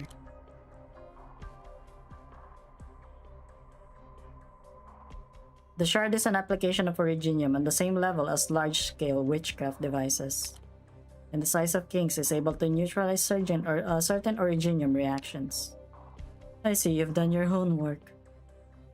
Originium is often likened to a chronic disease, but the Victorians have long mastered these tools to save themselves. The origin of the size of kings lies not in Victoria, right? The first time I saw the size of kings was deep within the palace of the Shahanshah in Sargon. People regard it as a symbol of the Aslan's royal authority and believe that it can protect any settlement or city. This is indeed true. It is able to neutralize Originium reactions to a certain extent. Only to a certain extent? That's right. No matter how much effort the Sargonian casters put into unearthing and retrofitting it, it was nothing but a former city defense device. During the era in which it was put to use, Originium was not yet widely available across the continent. I trust that it will be able to temporarily put a stop to the Num-Num and give the Farenmoot spine an opportunity to take off, but it is not an inhibitor that can completely seal Originium activity. Have you been disappointed too many times over all these years? Doctor, from your current perspective, what do you think Originium is? A phenomenon brimming with the unknown, a resource to exploit, or perhaps a source of disaster and disease. I can't say. You don't want to because your answer would be all of the above. Originium has long been inextricably woven into everything we see. Our environment, our technology, our culture, and even our bodies. If a portion of a limb is necrotic, cutting it off might solve the problem. But what if the problem stretches from beginning to end? There are some people who see you as omnipotent. Why are you looking at me? Doctor, you asked me if I've ever experienced disappointment. Just once. I allowed myself to become overly dependent on one person, made a series of poor judgments, and paid the price. Are you referring to? But it doesn't mean that I'll stop believing. It is difficult enough to rebel against the very foundations of our origins, to pin your hopes on just one technology or one person is utterly unrealistic. Dr. Kaltsit, please take a look at this. There's a cave up ahead.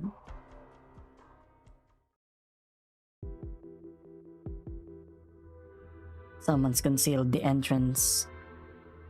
Crude, twisted, one of the Confessarius illusions. I'm sure we'll find a witchcraft altar at its deepest point. We should go to where the Originium response is the strongest. This level of Originium activation is unprecedented. How are you feeling, Amaya? No problem here, Doctor. We have more important things to do right now. I can tough it out. Under the influence of the Num-Num, Originium will become closer to its true nature. The crystal clusters will merge with all things, living and dead, at an increasing rate, sealing the data inside in an assimilated form. Originium can only store information within its own structure. As such, any assimilated individuals will completely lose the forms they had in life. Yeah, it's fine. That's just how it is, you know?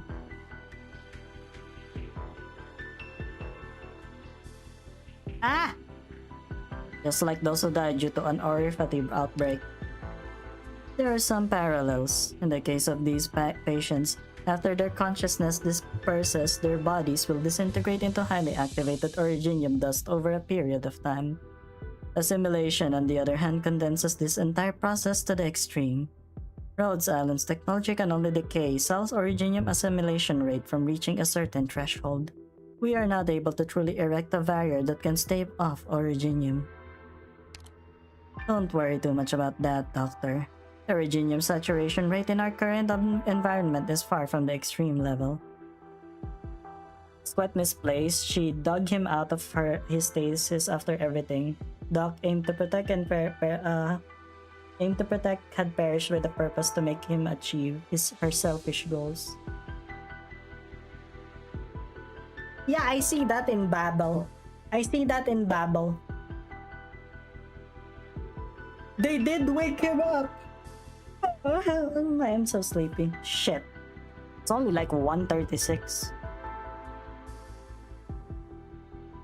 Our situation not extreme enough still? Right now we can still breathe and move about. If we're quick enough to stop the originium from spreading further, all hope is not yet lost. Dr. Kaltsit, Doctor, I can hear enemy movements. Logos, please prepare to intercept the enemy.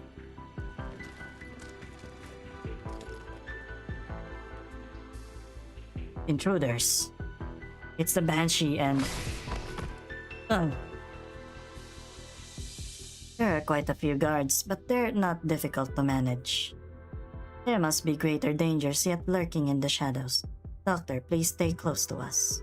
The interference of Confessarius witchcraft is making it hard for me to pinpoint the exact location, but the blood of Tikas is undoubtedly nearby. Yeah, the Civil War, yeah, he had nothing to do with it. So, you know, it's actually pretty sad.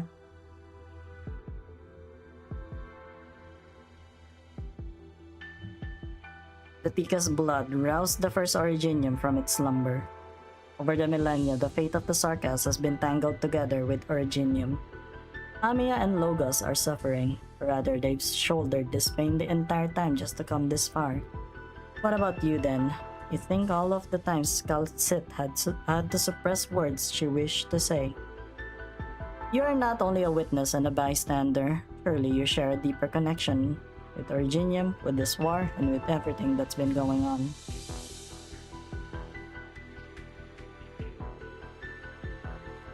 This is the blood of Picas, Tugarael's obsession. This so-called pure blood is free of impurities. By itself, it possesses no inherent power. Amiya cut off its connection to the altar. Got it. Wait. Dr. Calcit? Monster, attack the corpse of that guard over there.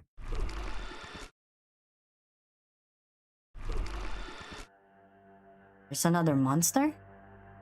No, there's more than just one. All those defeated Confessarius guards weren't real guards at all. Near perfect replicas. Only he could decorate this cave to look nearly identical to a real altar. This was a trap designed to lure us in. Damasti. Amiya, get behind me. Monster stands in front of you, and you grip Amiya's hand tightly. The blood of Picas is collapsing along with the entire altar, the surrounding rock walls pressing ever closer. Boo! It was a trap all along! The illusion is no more, but the shifting terrain is real. The real altar must still be functioning. Originium continues to grow and it will soon consume everything you see. Doctor! The Confessaris then. You seem to have fallen to the deepest level of the false altar. Originium was shifting too fast and I only had time to grab onto you. I don't know where Dr. Calcit and Logos are. There's too much Originium here, too much information. I can't sense them at all. They're probably far away by now. The enemy wanted to entrap us. But you might still be the Confessaris, a real target. What they want is the King of Sarkas. The ground is still shaking. Are the crystal clusters still spreading? Wait, that's... Oh my god, bro. It's the fucking things that make, yeah. That make shit actually, yeah. The big tornadoes. A monster suddenly crawls forth from the Originium's depths. The horns of a Wendigo, the body of a gargoyle, the flames of a Diablo. You have seen these before in the Confessaris stone sculptures of the various Sarkas tribes, but never before sharing the same body.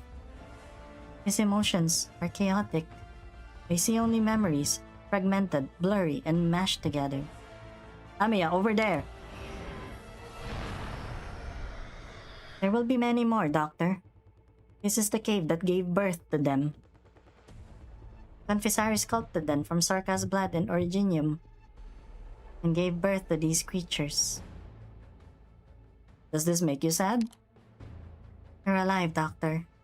They aren't chunks of rock or constructs of witchcraft. They are living beings. But they obey only the call of the Confessarius. They do not feel any pain, nor do they cry for their fate. People would normally call these creatures monsters. That's right, monsters. Yay, it's her again! Holy shit, look at those boobs. I missed them. Or alternatively, chimeras. Who are you even mourning for?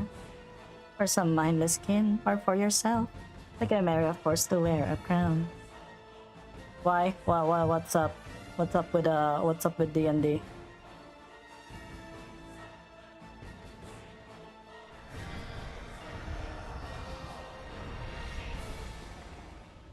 The fight is about to begin.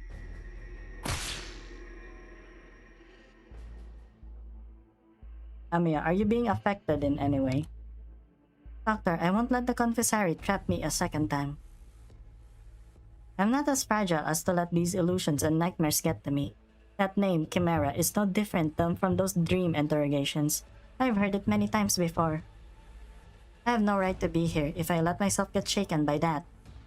Beyond that, however, I swore that I'd never let my immaturity drag you down again. A tiny crown appears above the head of the cultist girl. Black lines interweave and take form between her fingers. Her connection with the king is deepening. Perhaps, but it might not be enough.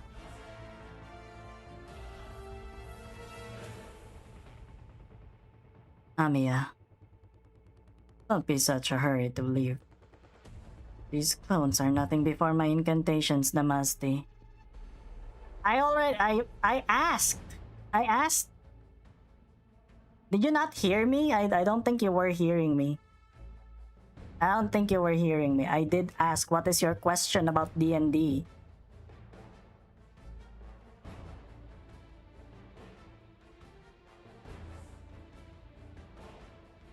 Are you kidding me? You're not hearing what I'm saying?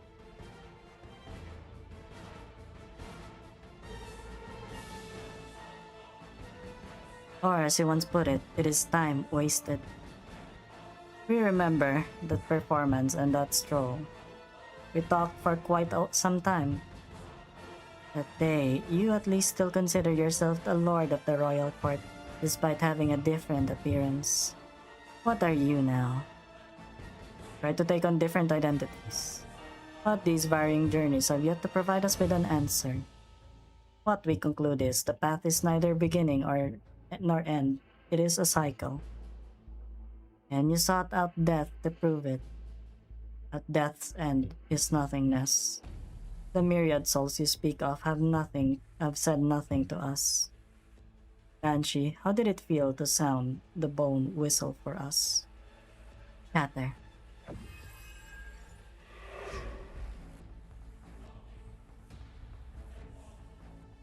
There's no end to them.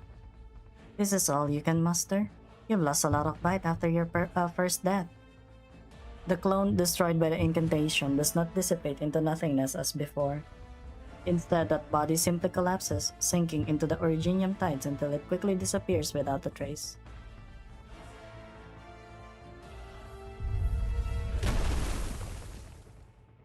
From it, a hand resembling a withered branch extends from within the crystal cluster. Sudaram. Banshee, you once killed me as well. On the battlefield, I am not one of you. In Castell, I was ordered to kill those who betrayed the royal court. You got in my way and separated my head from my shoulders with your incantations. You were but a child then, with a puerile voice. I remember you. The traitors you mentioned were a family of 3 who wanted to flee Castell in search of a peaceful life. May as well joke about what was the joke? I'm sorry. I'm confused. They swore an oath of fealty to the royal court. Royal court should never be held above ordinary sarcasm. You may have been a war hero of Castell once, but I cannot allow you to slaughter civilians. So you choose Babel and Theresa, all for the sake of your so-called ordinary sarcasm. That is the righteous path to the future.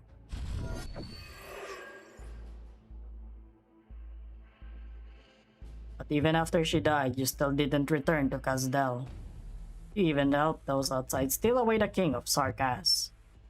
The inheritance of the King of Sarkas was a decision made by Her Highness Theresa. You killed me with your own hands.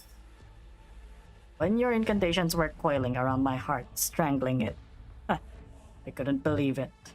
After fighting alongside each other for so many years, whatever you felt towards me paled in comparison to those outsiders. The potted golden grass you left behind in the ship is growing well now. After Her Highness's death, how many comrades did you slay with your own hands during the internal strife that engulfed Babel? The belongings left behind by so many people, I'm sure there's enough of them to fill your whole room, huh? Do you feel sorrow every time you look at that patch of grass I planted in that pot on a whim? If I were to feel sorrow, it would be because even death has denied you the solace you deserve. Damaste, you were never so keen to dress yourself up as the dead before. This exchange of words cannot provide you with any answers, nor can probing my emotions. The dead do not respond. They continue to emerge from the dark crystal clusters. Many faces, some familiar, others not. All of them sarcasm. Your innate abilities are resonating with the information stored inside the Originium. Seeing as how your powers have grown thanks to the Originium. Logos raises one hand. No incantations are needed. Just a low humming sound from the vibrating of the rock walls. In a heartbeat, all of the Damastes clones are shattered. Just as expected. There's one left, the very last one. It's you. Ah yes, it's Duke Arael. The vampire stands there in the cave's depths, his expression almost identical when he stood atop the Fernmouth skull that day. However, it is no longer fresh blood that riles around him as before, but rather clusters of Originium crystal.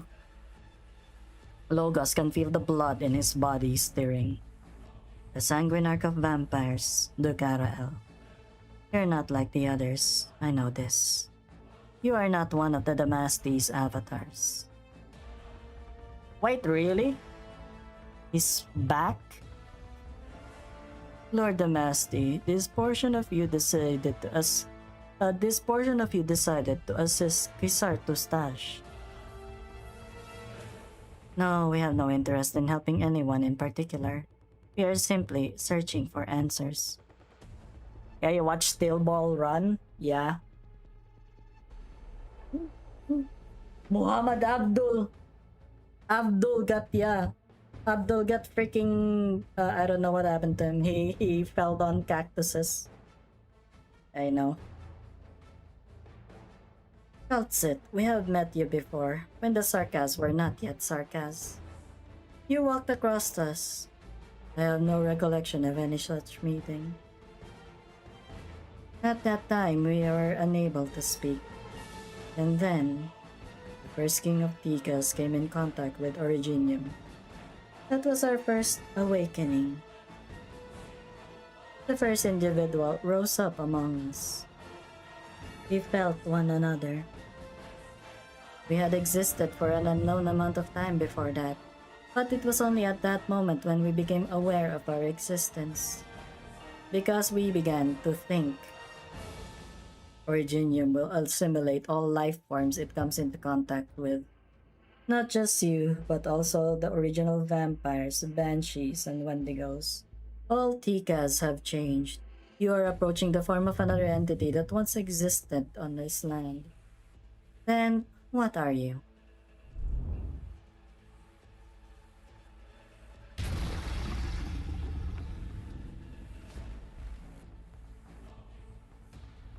It seems extremely averse to seeing another self. Kaltsit the Immortal. Do you still remember what you looked like at first? Oh yeah, probably. Yeah, probably. I'll probably do that sometime. I'll probably just post the Limbus goal on a Limbus stream, which you know might be probably tomorrow. You never know. You never know.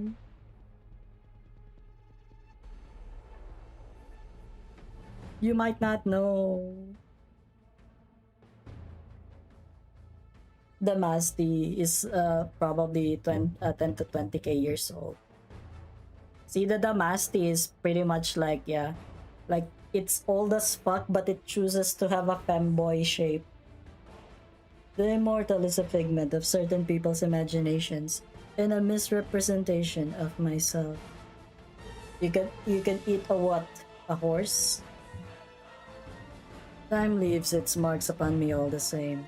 The original entity by the name of Kaltsit has long been lost since beneath the golden sands. But you're still yourself. You were watching as you were reborn at Theresa's side. You are different from your previous self, from your appearance to your personality. We are used to constant change for the sake of survival. Among the Sarkas, the domestic cluster is unique. We once thought that you were like us. We know many Kaltsit, just as Kaltsit knows many of us. However, we will always be a whole. Each Damasty is a receptor for us to fill this land. Doctor was forced to get involved and then hit him. Teresa finished the job. Oh yeah. Why is Monster giving free therapy? No, it's just the femboy in disguise. But Cult Sit is different. Each Cult Sit is still you. I do believe that to be true. Why? Is it the inheritance of memory that makes you so persistent? Memory can be easily tampered with and implanted. This we know, for many long-lived beings have tried such methods. Such immortality is nothing but an empty lie. Then is it some kind of duty? I won't deny that my life has been duty-bound from the moment I was born. Looking back, I don't think I've ever truly been alive. The substances that make up your body have all been replaced. The memories inherited from your previous self are unreliable. The mission imposed upon you may not even be your own. Eltsit, what is it that has kept the continuity of you across these thousands of years? A name. A unique name or a title. It is a question that so many emotionally deprived sarcasts would be keenly interested in. This name has many meanings. The person who gave me this name and the people I care about are now in danger. This isn't the time for us to be having this chat. Yeah. Ship of Theseus, ah. We did not expect you to be this sentimental. Monster.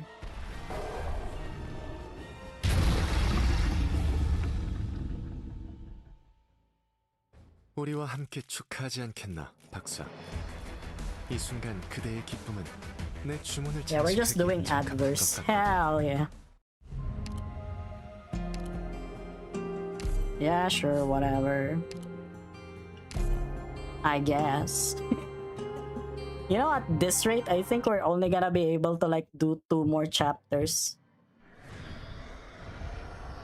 Howls.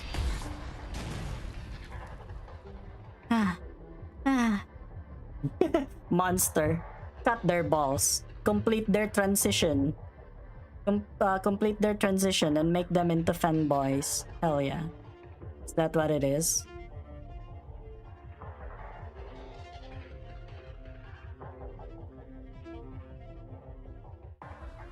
There's one more. I'm afraid it won't be that easy. My cute little king of sarcasm, you've already broken 5 of my pets. Shall I take a guess at how long you will hold that yet? You gave life to these beings of witchcraft just to use them as expendable tools to hold me back. It did take me a bit of time to create these chimeras. So cruel. You go around spreading that rush of empathy everywhere just like Teresa. When she lost to Theresis, the regent thought it would be a good opportunity to retake the crown, but to our surprise, she had already passed it on to you before she died. Quite the well-conceived plot. Even with our eyes and ears everywhere, we were unable to detect it before it happened. Were you also fooled by her lies, Doctor? I have no idea what you're talking about. Poor soul. You don't even remember a thing. You desperately served this king of sarcasm. Is it the former king's manipulation, or is it because you truly love her from the bottom of your heart? My band with Amia is nothing you can tamper with. She's my daughter. Isartu's ambition will bring even greater harm to the sarcasm. Teresa would never allow him to usurp the crown. Such meaningless prattle, my dear little rabbit. Just ask anyone on the streets of Casdell and they will tell you, for us the departure of the king of the sarcasm is the gravest disaster. Alright, spare me whatever you might say about fairness. The inheritance of the king of sarcasm has always been filled with accidents, and Theresa's actions were no different from what we did. We all sought to make this power easier to control.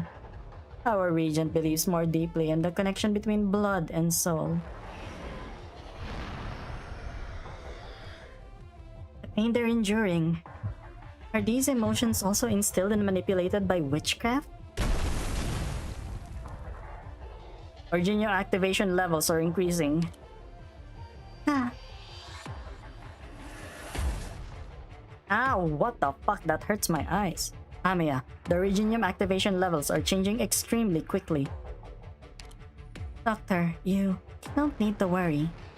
I can get accustomed to this Confessarius's witchcraft. Over the last few years, I've been learning. I remember all the treatment methods Teresa taught me, as well as the instruction I've received from Dr. Calcit. I can feel the connection between me and the King of Sarkas. It has not left me.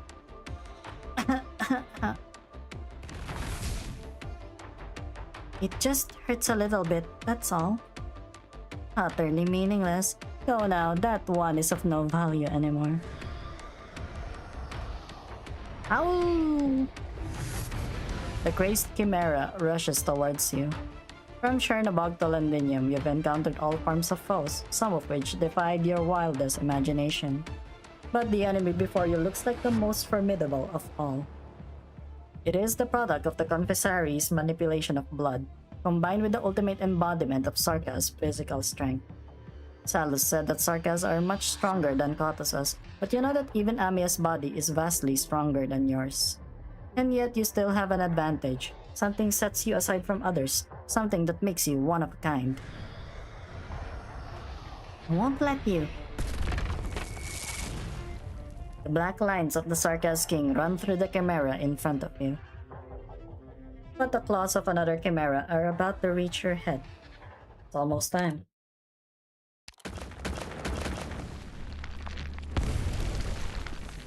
Crystal clusters are violently multiplying at the position you stood just a moment ago. One after another, like flowers brought into full bloom through arts. Sharp stones tear the ground and rock wall. The same is also true for the chimera closest to you. Its massive body crashes to the ground, Originium dust kicked up in every direction, rubbing and colliding, exploding in a dazzling gold. Just as calculated, the surrounding Originium rocks have reached a critical point of collapse, overcharged by witchcraft energies. A mist of fine crystal rains down onto your mask. You gaze upon them, harboring no ill sentiment whatsoever. Originium will never harm you, and deep down you realize this once again. But the same is not true for others. An instinctive fear swirls in the eyes of both Amiya and Salus. Amiya approaches you steadfastly, while Salus shows a hint of hesitation. And it was in that moment, this one brief moment, bind. Oh, damn, they bound her. Man, Logos just bound her. My hands and feet. Banshee. Salus is about to let out a scream, but the ensuing incantation preemptively seals her power. Your voice is grating to the ears. You spend too much time playing with pelts while knowing nothing about weaving a stanza. It's time. Right. Salus. The black particles no longer revolve around you, but instead form into a sharp sword. You cannot help but to look into the face of the blue-haired Confessarius. Her emotions have almost faded away, as if already having made peace with the imminent fatal blow. So, this is it. The King of Sarkas' verdict. You. Don't misunderstand. I did everything I could to try and survive. I failed to recapture the King of Sarkas for the leader, and made a grave mistake, which is why I was deceived by the cunning pest beside you. For the sake of this life, I should try to atone for my sins. Is that it? You were willing to sacrifice yourself for Kisar Tustash plot. He is our father, our progenitor. Disobedience is not an option. I truly hate Kisar Shinag, and I hate you too. Why do you choose to resist? Amiya, are we not just chimeras implanted with hope? Obstruct. The exploding blood mist is blocked by an invisible force. Shortly afterwards, the blood mist that obscured your view gradually dissipates, and silence falls all over the entire cave. She got away. She galvanized the blood dripping from her wounds. She would have no means to fully resist my incantations. Such an action would only tear her further apart. You heard her say it to herself. She sees this life as precious. Where do you think she'll escape to? Her mission is probably to safeguard the blood of Picas, right? Since she could not stop us at the fake altar, she would definitely return to the real one. The way forward is clear now. I have met your expectations. I understand your plan, Doctor, but it's far too risky. I can't approve of what you did then. If you try pulling a stunt like that again, I'll get angry. I'll keep that in mind. But we don't have the luxury of time. That's right. We need to pick up the pace. Kaltsit stares at an object on the ground. You recognize it as the Commissarius left behind by Salos as she fled. We underestimated Kisartu's Taj. Previously, he suddenly appeared before me and Shining, kidnapped Nightingale, and revealed his intent to usurp the King of Sarkas. He has been lurking in the shadows for thousands of years for this moment. He would certainly not make any rash moves until goal is accomplished. He wanted others to think that he was solely after the Black Crown. So snatching the crown is not the end? The King of Sarkas is a neutral force. Whether it heralds the arrival of calamity or averts it depends on the wielder. Which is most likely why Kisartu's Taj seeks the crown. He wants the authority to be vested within his own hands, to touch those secrets passed down for eons, to seek even greater power from the point of origination. The Nam-Nam, Kisartu's Taj, Dukarael, and Teresa's. While their ultimate goals may be different, they all converge upon the same destination. The Sarkas have always been deeply influenced by Originium. I fear, however, that this influence is being directed on purpose. Or that is uncontrollably penetrating into a deeper level.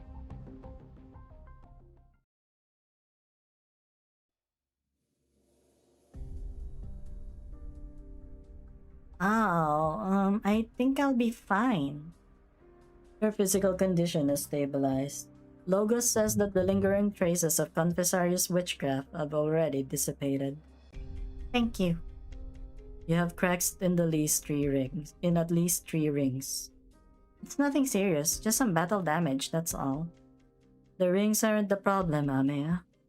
Since the battle for the command tower started, don't you think you've been taking on too many memories and emotions?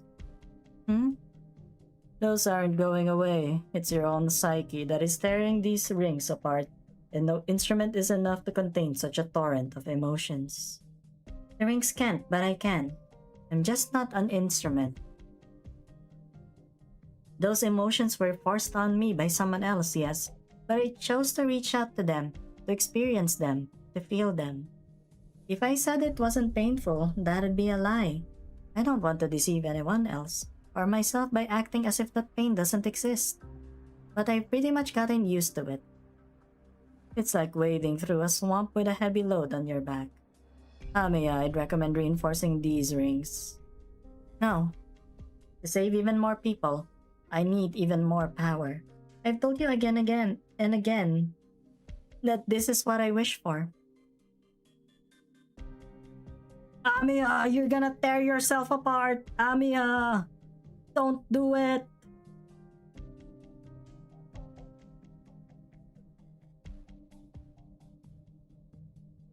Doctor, how's Amiya doing? Not ideal. Din din din din din din. Fly, broken wings. I know that it's not ideal. The solutions we have for all these problems are only stopgaps, at least. That feeling of seeing yourself and everything around you sliding into the abyss is no less harrowing than physical illness or pain. I can't change the fact that she's infected. Amiya's is unwavering. Yeah, it's a Yisang jump scare. Fly, broken wings, I know you are still with me. All I I need is a touch to get me started.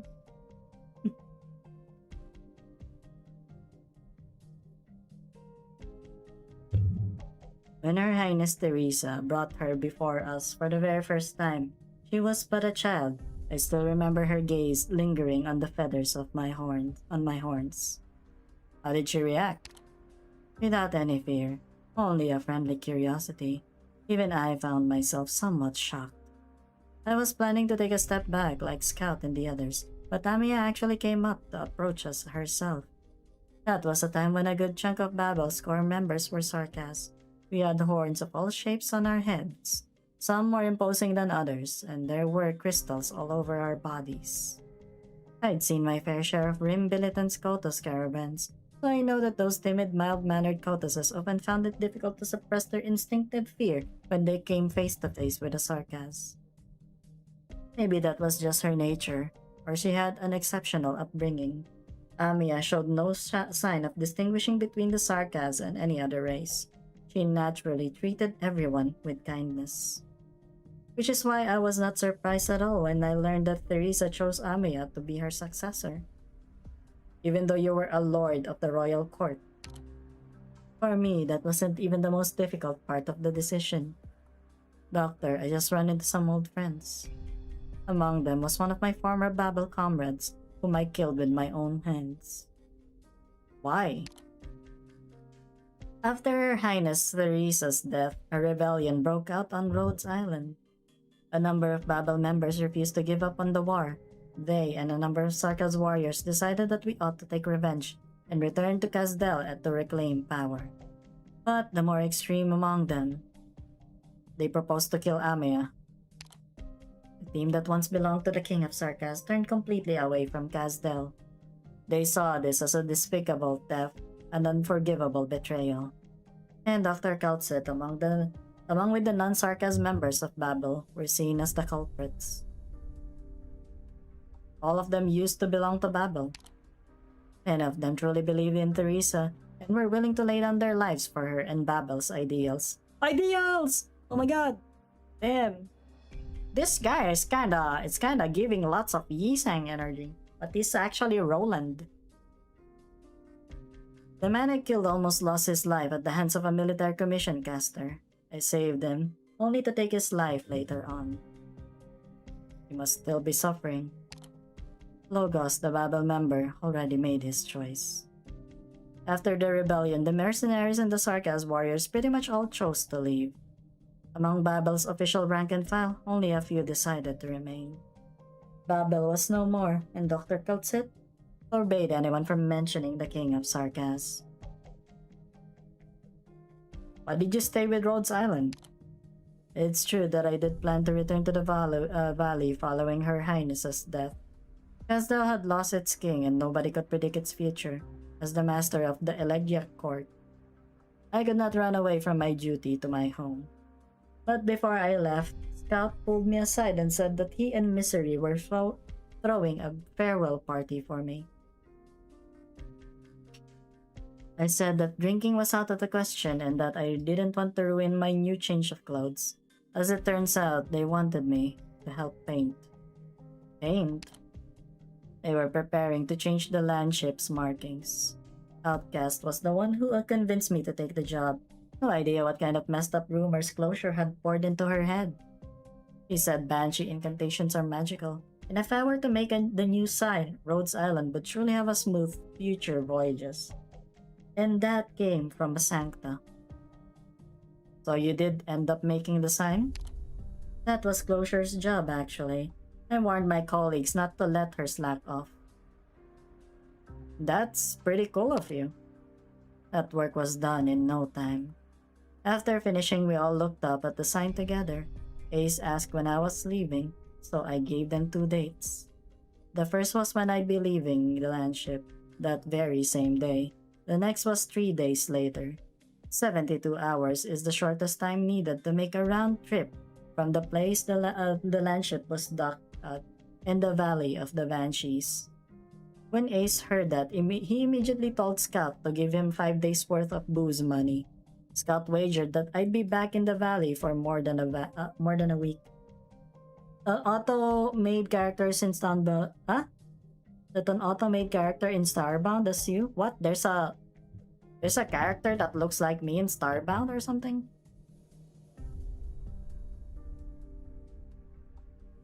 Okay. Yeah, that kind of looks like me. Yeah. Just a yeah. Yeah. As for Misery, he pulled the welcome back ribbon out of his pocket and replaced the farewell banner that I had originally put up as a joke. Oh, you made us me. Yeah. Damn, that kinda does. Actually, what kind of game is it? Because like it kinda looks like Terraria. Isn't it Terraria? It does look like Terraria. Sounds like everyone was having fun. I carry a lot of responsibility on my shoulders. And even if I don't want to set any of them down altogether, I still have to pick and choose what I prioritize. Terraria with space travels? Oh. Wait, it doesn't look like sci-fi in my opinion. Yeah. But I knew from the very beginning that I made the right call. Doctor, I've not questioned you since you returned from Chernobog. You have no memories of the past, so why do you choose to remain with Rhodes Island even now? Why are you willing to take immense risks and dive deep into the dangers ahead? Early game access? I see. So it's not yet finished. Lord Banshee. Mr. Logos, the road ahead has been blocked. The Doctor and the King of Sarkas would like you to hurry up.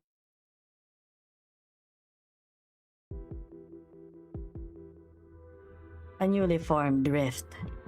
This huge rift suddenly appeared out of nowhere.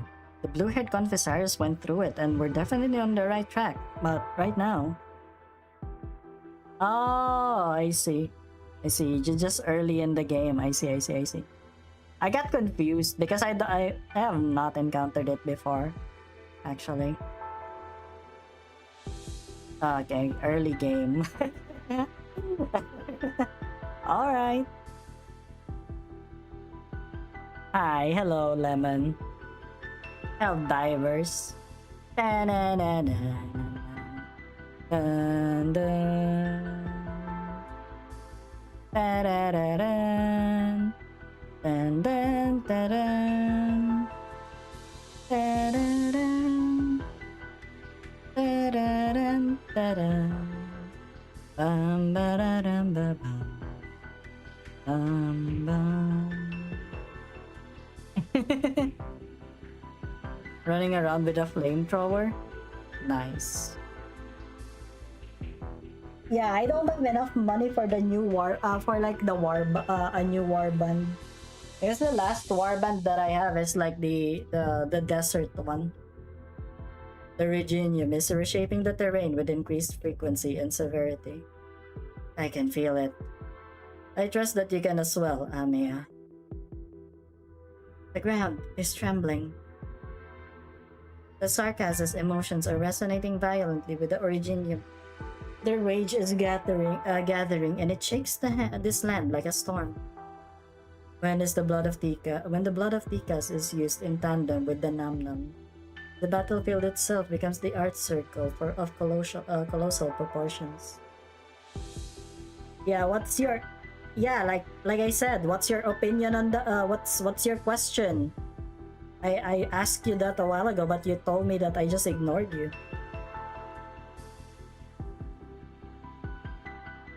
The Originium arts of the rampaging Sarkas are amplified, and in turn that increased power promotes the spread of Originium. A similar situation took place thousands of years ago. The Sarkas acquired witchcraft through Originium, and through witchcraft the Namnam was awakened. In the centuries to follow, violent storms flayed the land, and great fissures cut deep into the earth. The Reginium had almost completed its mission of devouring everything. So did you manage to stop things from getting worse? That is not something I can do, or should.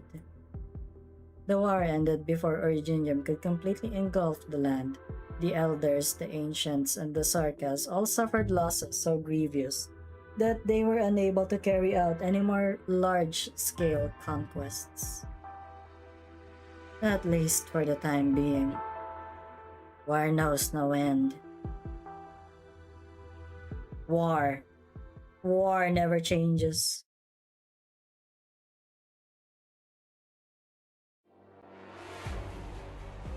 폭력을 걱정할 필요는 없어.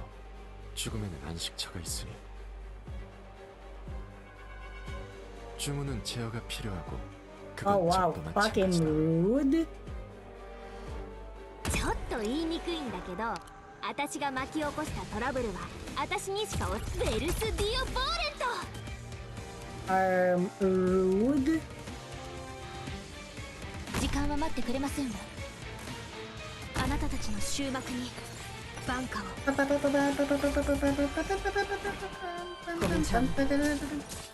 Ah, fuck. I can't believe you've done this. ここっていい景色だね。In attesa di oscillare. 私、目を大きく開けたままでいる努力はするから。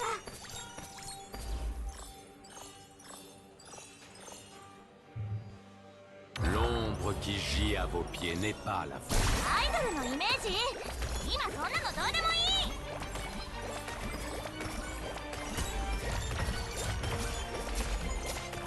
Oh my god, this motherfucker is unblockable. You know what? Yeah, go ahead, take it. Yeah, thank you. Yeah, take it, whatever. Oh my lord, I love it when they take the thing. Oh shit. Oh shit, it's bigger. It's bigger! Okay, take it away, take it away, take it away. Take it away, even further. Oh fuck, we're fucked.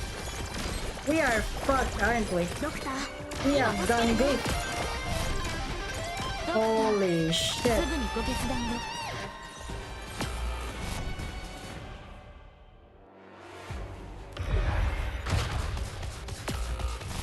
Oh my god, everyone's just dead. You know what? Whatever. 내가 말하지. This is still manageable. I can manage it with just you know, just a little bit 位 of 置につきました。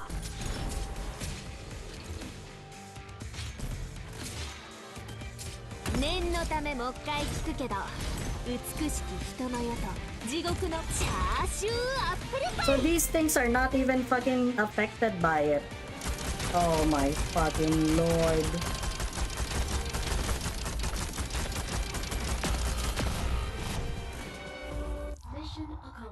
Okay. Making a one-shot where the party meets by getting some things for a wizard who is making a new spell. It goes wrong and they get wrapped in an infinite space of the wizard's distorted hut where they must find a way to break the loop they are trapped in. How does it sound to you since you're more of a veteran, yeah, in the game? Well, it's certainly much more interesting than a freaking you start in a tavern thing. So so I guess by that point, the people that you are DMing for, they already know each other's characters. Then that's what you're telling me.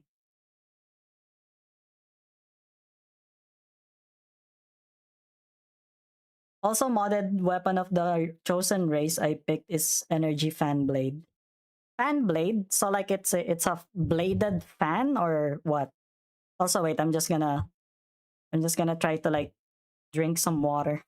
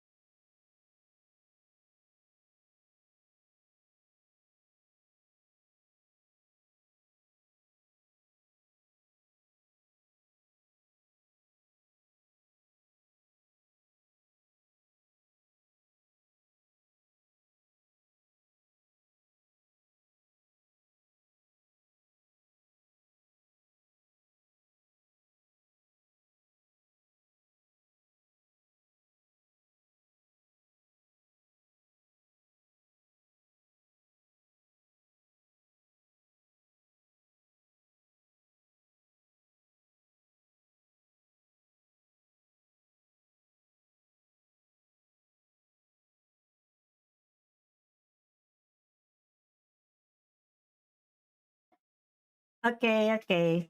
Yeah. They just met and they okay, so they're just yeah, they just met. Okay, that still works actually. Oh yeah, it is a giant fan blade. Yeah. Giant energy fan. That's cool. Yeah, it's okay. It's a very good hook. So that means that, the party has already been contracted by the wizard anyway. So that means when they get trapped into that the back rooms, I guess that's what it is.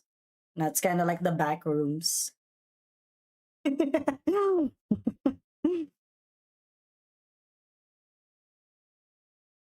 How to break the spell?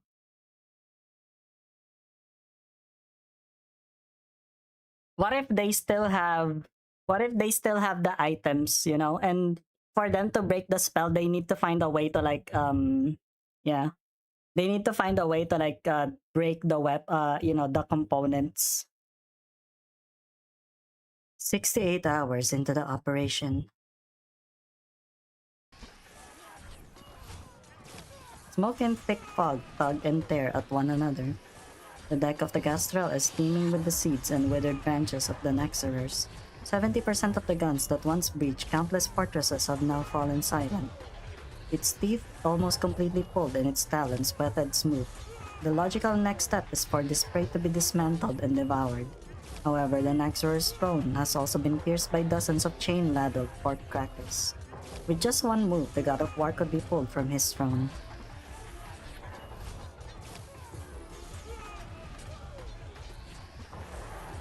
You have proven to me that war marches on.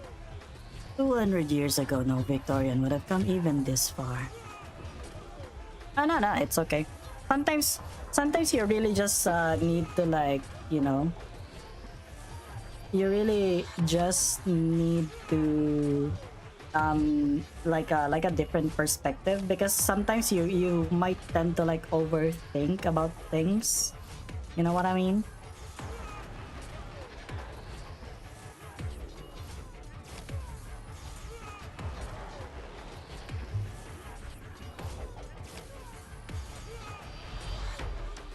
And you, Sarkas, you've proven that you're not just some decrepit old shadow. You are indeed a threat to this great land. Perhaps my warship should have paid you a visit sooner after I tore Gaul apart. You would have been afforded no such opportunity. None of you. A Conversarius transmission. Yes, in the direction of the blood of Tikas. The Nexerer King takes in the entirety of the battlefield. The enemy is trying to halt the storm. This might change the flow of battle, but it is hardly decisive. Even without the catastrophe, his warriors are just as savage, just as unrelenting. They can be sarcastic. Badum. Okay, sure. Go right. Yeah, that's good.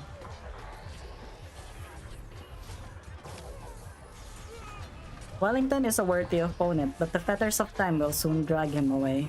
He has no place among the future's wars. The true threat comes from elsewhere.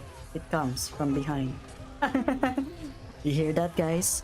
It comes from behind. Oh my god. Theresis and the Conversarius have reminded me that this is not the only battlefield. Will you attend to it personally? I have already received the wars promised to me by the military commission, present and future. The Nexerers must also fulfill their pact with the Regent.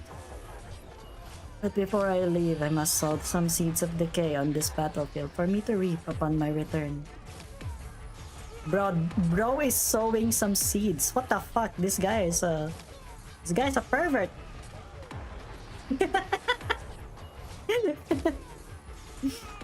A thick haze rises. Upon the battlefield, only the throne remains. Is that Nexerer running away? No, in a real war there is no retreat. Wait, General, look at the throne.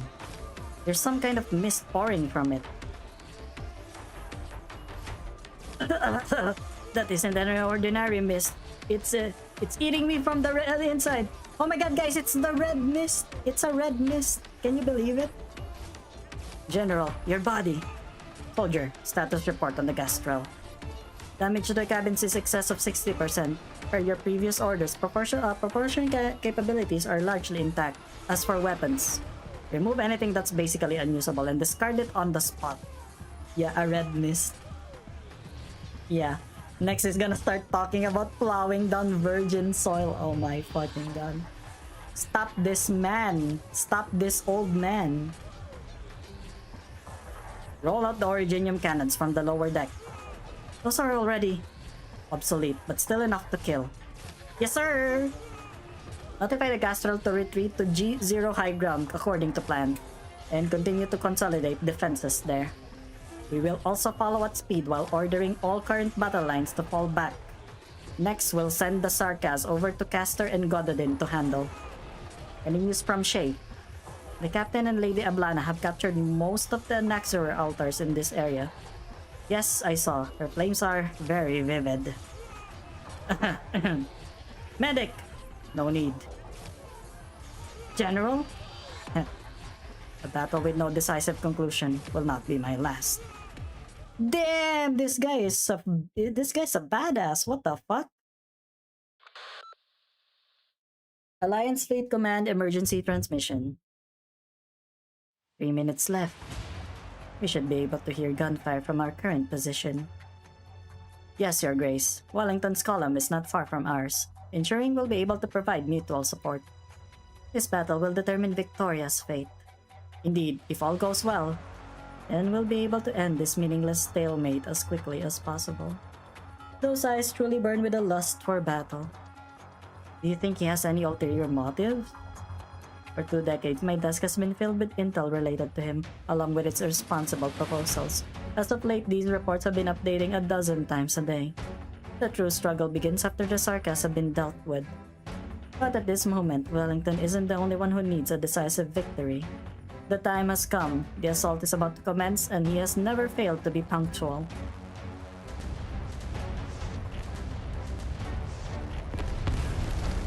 Who is? Oh my god. Ah, do you hear that? The Gastrel's full broadside. Such a different timber it is compared to our ships. After this battle, Castor's name will shine alongside Wellington's in the annals of Victorian military history. Anomaly. 00 and 01. Repeat. 00 and 01. Drat, the comms have been cut. Your Grace, all signals from the Duke of Wellington have vanished. A group of Sarkaz suddenly emerged from the catastrophe and have engaged in battle with our frontline troops.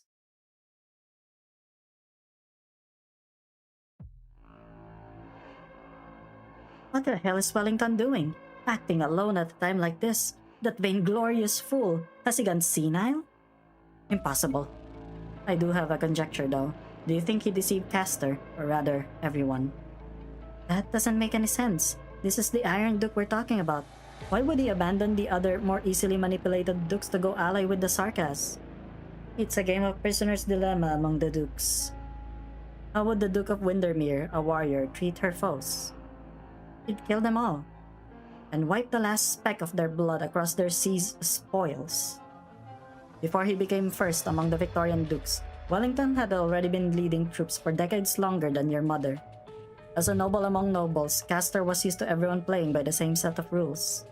After spending too long seated in front of the card table, she might have forgotten that some unreasonable people, such as us gangster types, have a penchant for flipping the entire table. Hypothetically, if the Iron Duke truly saw all of Victoria as enemies rather than competitors, he'd never even give Castor a single chip to bargain with.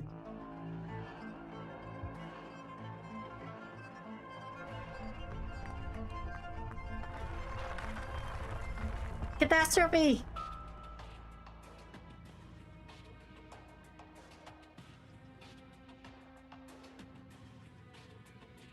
The next wave of catastrophe struck far sooner than any of the catastrophe messengers predicted. All our comms have been knocked offline. How long for repairs?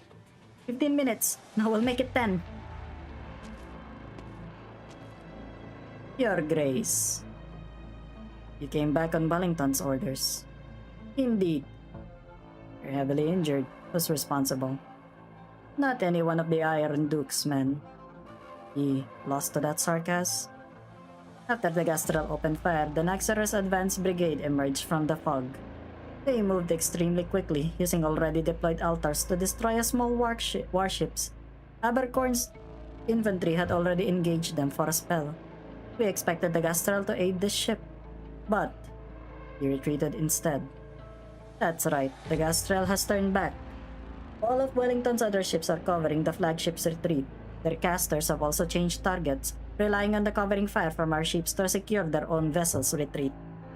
What about Abercorn and Ashworth's ships? Completely exposed to the Naxxra's assault. They expected to show up as support, but now find themselves facing the enemies head-on. Wellington's ships have completely blocked off the retreat. He's even trying to push Abercorn and the others towards the front lines. It won't be long until the remaining Alliance forces are wiped out and become sustenance for the Naxxras.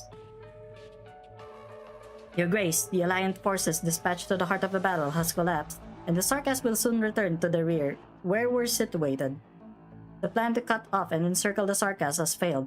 We're at risk of getting surrounded ourselves. At risk? No, it's already too late. What's enveloping us is much more than the catastrophe. Naxxras. The signal's back online and we've run into a large contingent of Naxxras. No, it's an entire army. There's another force approaching from the right. Is that their second army? They've already begun fighting. The catastrophe is amplifying the Naxxra's witchcraft. The Reginium response is spiking sharply. Your Grace, watch yourself. Ouch! Ouch! All of these flashes are hurting my eyes. Troops on the battlefield still able to receive any feeble signals at all simultaneously sent a static message. The Gloriana has been confirmed destroyed. Ooh! Amazing. Vina remembers the first time she saw a high-speed battleship. It was sitting on her father's desk, a small-scale model, only as long as an adult's forearm. Yeah, it's a flashbang. Ah! I hate it. I hate it when it does that. I don't like it.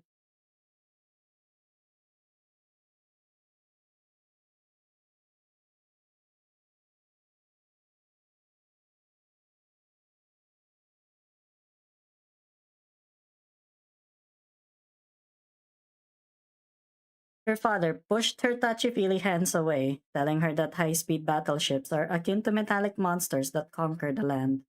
They, like the indomitable city of Londinium, were the crowning jewels of Victoria's industrial technology. Alexandrina, when you are older, I will take you aboard the newest battleship. You will see for yourself. Many years later, when Vina did in fact see one, it was only upon the battlefield. Be it Windermere's casters or Wellington's warship, they were so majestic that the people standing beneath them were mere specks in comparison. But at this moment, the broken warship in the palm of the colossal Originium wave before her seems to have reverted to the tiny toy she played with in her childhood.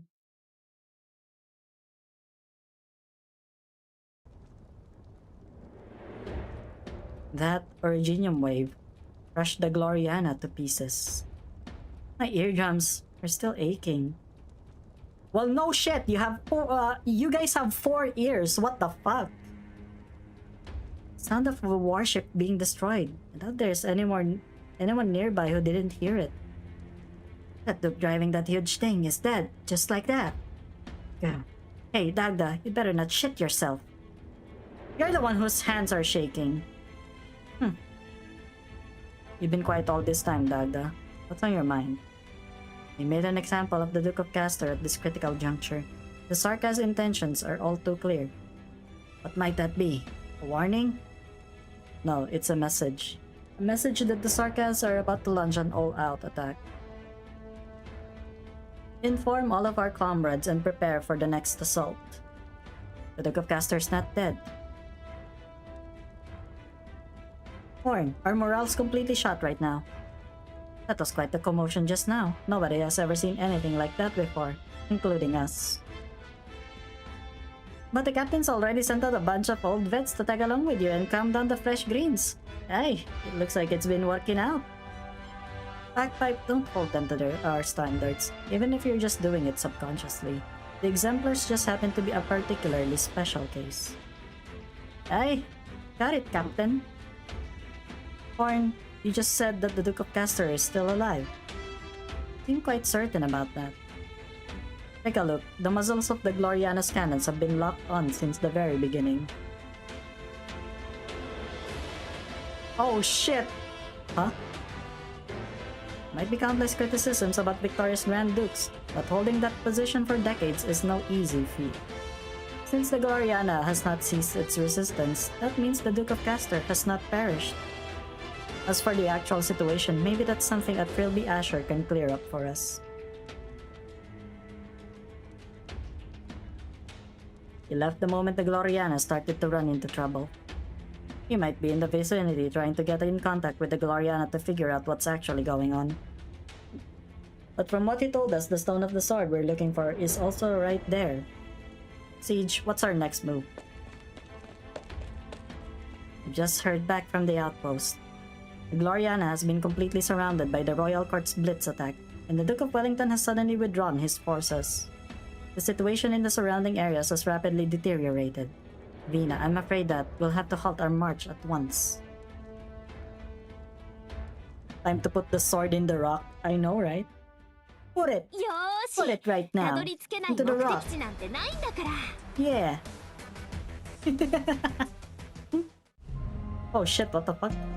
What is this? From the light? Bury the light deep within.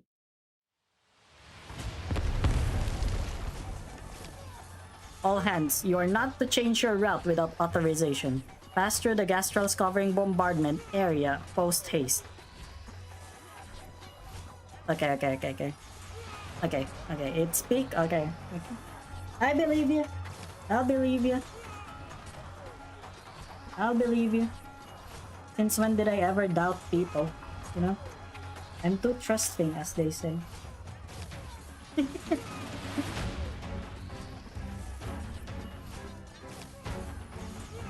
Shells rain down on both sides of the mobile force that is moving at full speed.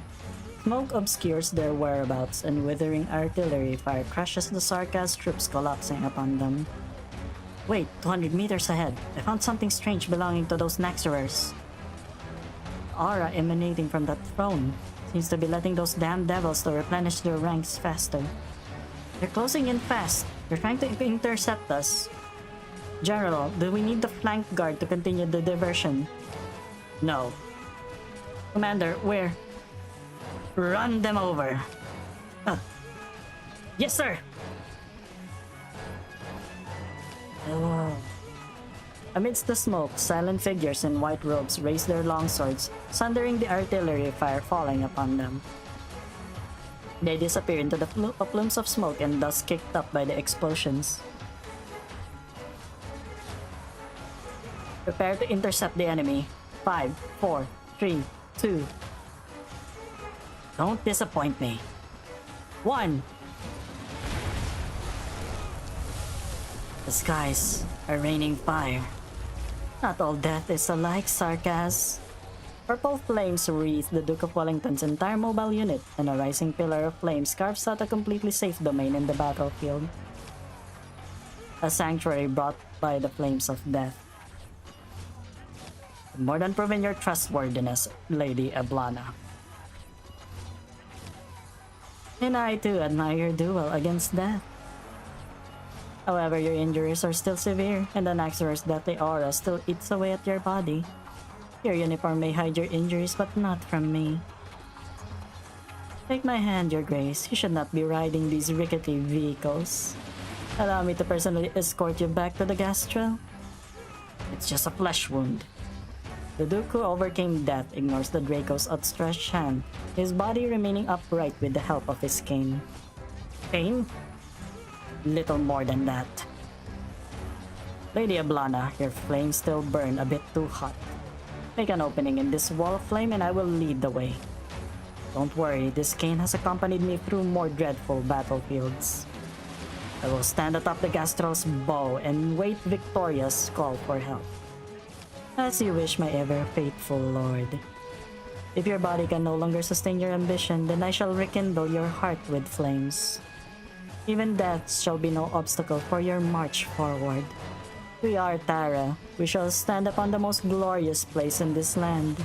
Together, we shall set this battlefield alight. Damn! Warning, warning. Damage to the hull is in excess of 65%. Navigation system offline. Propulsion system offline. Activate backup power supply. The engine room has been damaged and there is a serious leakage of originium fuel. At 2:34, the Frederick was struck by the 3 witchcraft shells simultaneously, paralyzing its propulsion system. The combat zone is heavily contaminated by witchcraft. The 3 supporting frigates are unable to approach and currently dispatching infantry. Okay, thank you. You have a good sleep. Thank you. Bye-bye. The 2nd Defensive Line has incurred a fierce assault. The 9th Battalion Armored Corps is currently holding back the Naxxramer infantry.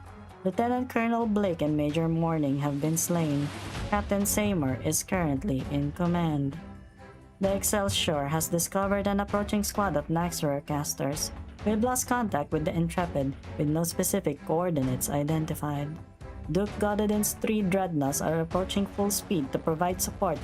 Duke Abercorn and Duke Ashworth's assault battle groups are also responding to the call of help. Originium activity is so rampant that it's off the charts. What the hell is that? Is that the Originium eating our ship? Your Grace, the situation is changing extremely quickly. The surviving Trilby Ashers have already been sent out and the news they brought back has been compiled here. Our men are dying out there and the Naxxramer are turning the entire battlefield into a meat grinder. How many of us are still left? Less than a third. Your Grace should retreat. Our flagship still retains its defensive capabilities. Even in this condition, it should at least be able to clear a way back for you. I can't leave. Aileen, spread the word that I will be staying on the Glory. Use whatever means you have at your disposal. If I abandon the front line, the defensive line will inevitably be routed. Victory will be yet another step further away from Victoria. What would the other soldiers think of us, that yet another Duke has abandoned them? When this battle is over, our soldiers must also remember what price I paid for this victory. I will continue to draw the Naxxramer's fire. The other Dukes will surely come to my aid. They understand exactly what is and is not important at the current moment. What is this dog leash on the flag officer? I know, right? It kinda looks like that. Well, it doesn't... It's not really. It's just some decorative jewels and stuff. I think. Besides, my elite forces are all here. Here are all the support I need. Nothing more needs to be said. Watch out, Your Grace!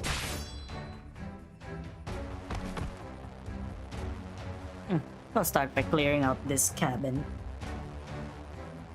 Our march towards victory begins from this stronghold. Your Grace.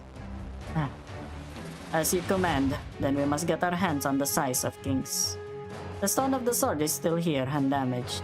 That is our best opportunity for a counter-attack. Since the Trilby Asher has been in contact with our lovely Venus still alive. Our communication channels are back online now. Excellent. Get in touch with him. I have new orders for him.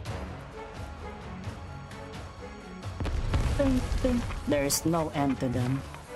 Shells. Where are the shells? Clark! Dead. They're all dead. Vina, I've rescued another soldier. The enemy line up ahead is going to be hard to handle. Are you sure you want to keep pushing forward? Activating the Realm Blade is the best option we have for turning the tides of the battle. We've already come this far, and this is something only we can do. Who are you? We're the exemplars.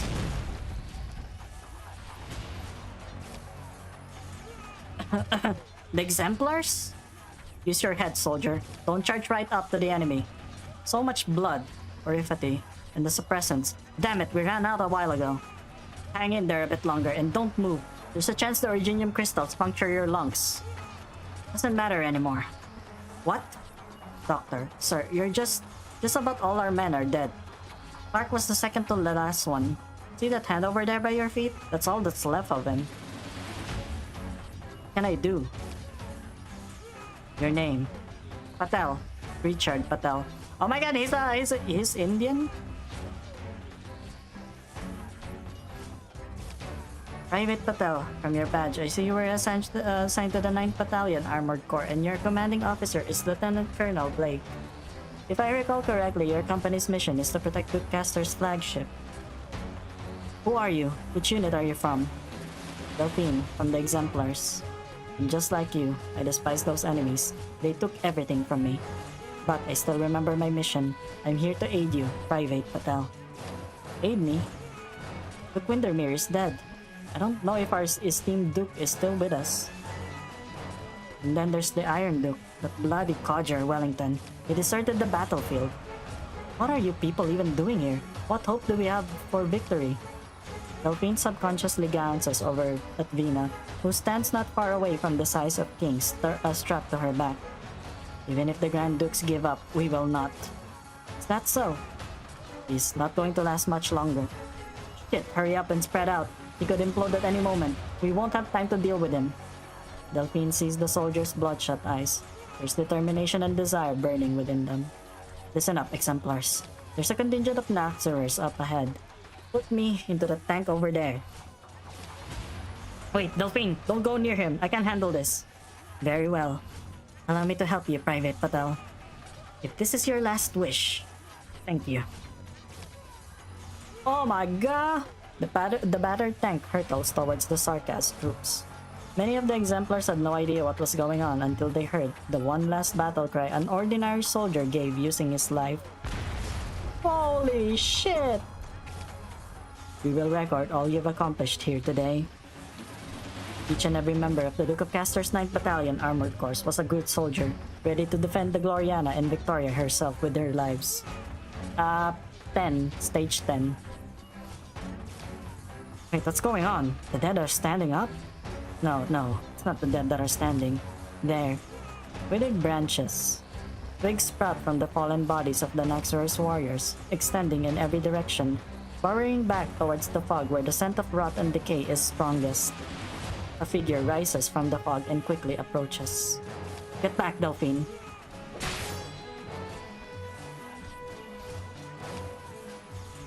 Okay, take care, Logo. Yeah. Actually, after this one, I'm gonna end the stream as well. But yeah, thank you. Luckily, it'll take more than that to kill me off. If we die here, our lives will get sucked up by the Naxxer altars and will turn into their food. Does that mean Private Patel's last wish was in vain? If these enemies cannot be defeated by death. No, Delphine. He was able to slay a squad of Naxxerers. However, that monster's clearly weakened and trying to feed off death. Take advantage of this opportunity and destroy the target. I'll cover you. Bagpipe, mark my flank. Private Patel's wish will not be in vain. We'll charge out through the opening he created.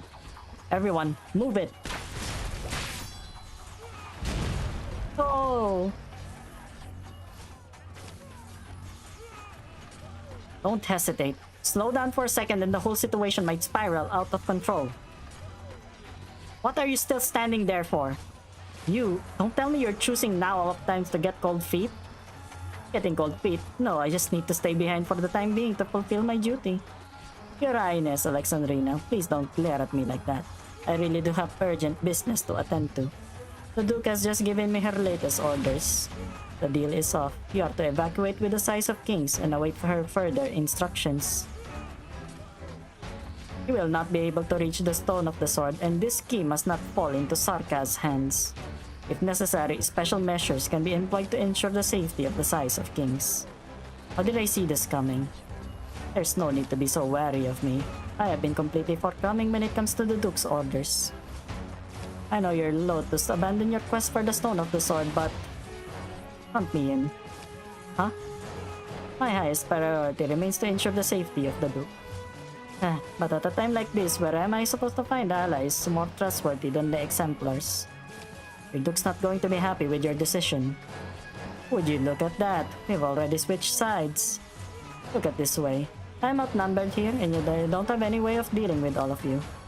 Go, Your Royal Highness. I hope your plan is a complete one. Don't worry, my dear aunt won't have anything to worry about. I know what I have to do. Wow, okay. Okay. Venus plans are never complicated, and that has proven surprisingly effective on this chaotic battlefield. Even in the exemplars, everyone in the exemplars knows exactly what they're fighting for. Now, no matter how the war forces them apart, in the end, those who survive will gather to lift the glass of victory. The plan is straightforward. Delphine, you're in charge of commanding from the periphery and pinning down the Sarkas laying siege to the Gloriana.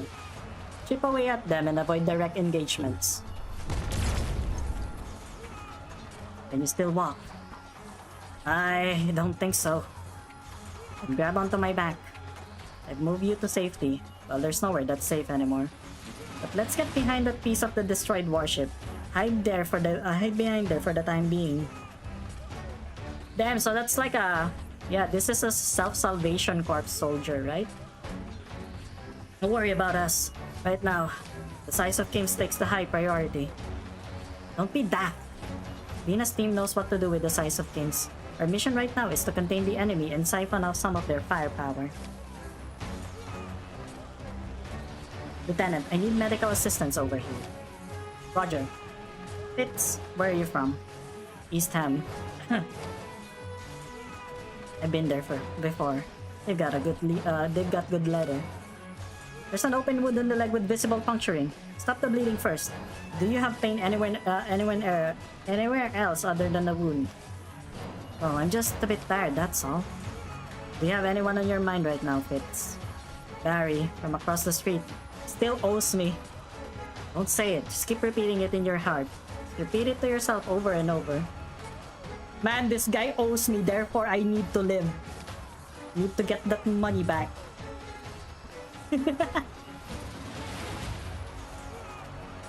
Then go back home alive and tell him yourself. Patient is conscious and has no fractures, internal bleeding, or acute infection. Alright, the wound has been cleaned. I will now bandage it and apply anti-inflammatories. You should be fine with some rest. You did well, Delphine. Lieutenant, do you ever think about wanting to rewind time to the day our ship was raided? We can win, sure. Not the same mind. Because of my mistakes, my incompetence, we were miserably defeated by the Sarkas. Don't want that to happen again today. Lieutenant, please take Fitz back. I'm still needed here. Delphine won't carry a whole man. Hey, you never know, she might be strong. What about us, Vina?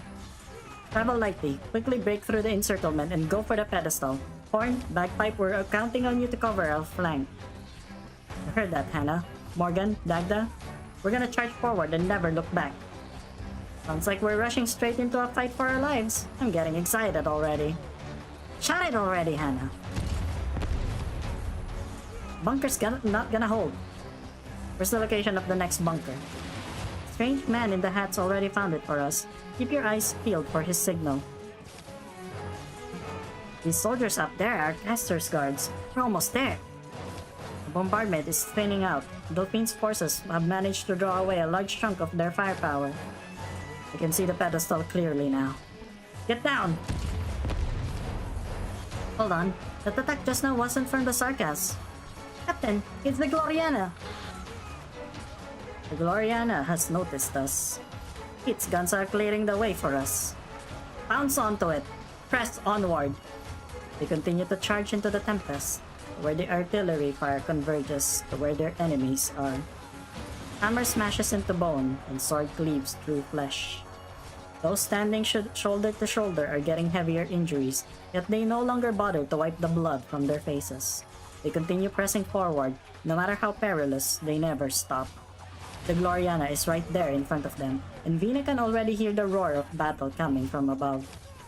Hold out a bit longer, we're about to break through. You shall not pass. Are you going? Okay, it's fine, Starbuck. What's going on? I've lost all sensation in the arm holding my hammer. Vina! Size of Kings! The Size of Kings has been knocked flying! After it! The Size of Kings? That's the sword? But I had it on my back.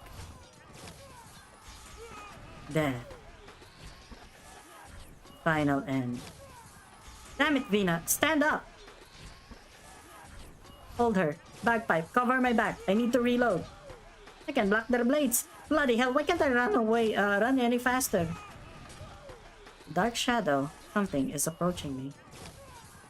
Vina! Victoria. Victoria! Victoria! Vina could never forget that voice, even if she can no longer make out all the information it contains. But her intuition tells her that it is a name that is associated with her entire life. Whoa!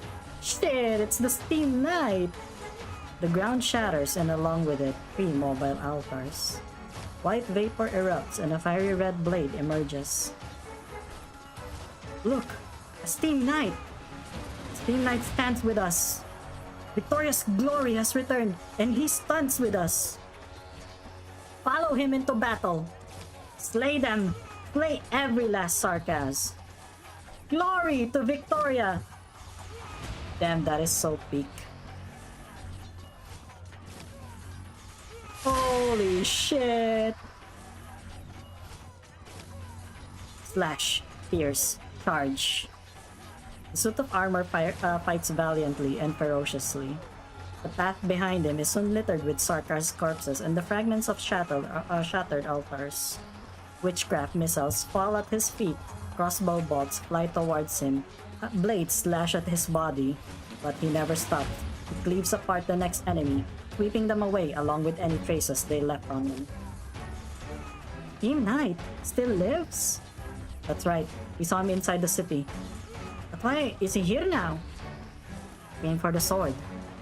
Vina can still fight, but the sword is gone. I see the Size of Kings. It's lying atop a pile of bodies in the combat zone. I'll retrieve it for you. Just as you said, pounce onto it and press onward. Don't look back. I promise you that the sword will appear when it is needed. Vina, I'll keep going. Cover me. She clenches the hammer in her hands, shrugging off all doubt and hesitation. She has placed her trust not in just in her partners, but also in the people who she had never trusted before. No, she placed her trust in all of Victoria. The Victoria she believes in. Run. Faster. Almost there. Ah! Don't force it. Get hit again and you're a goner. A mobile altar. Stop? Then who fired that shot? One of our own tanks? Vina, we're connected with the Duke of Five's suit of armor. We've also located Captain Seymour. He's still alive. More troops are on their way to join us. We'll handle all those altars that are flying around. Great news. Let's keep going. Don't you dare get in our way.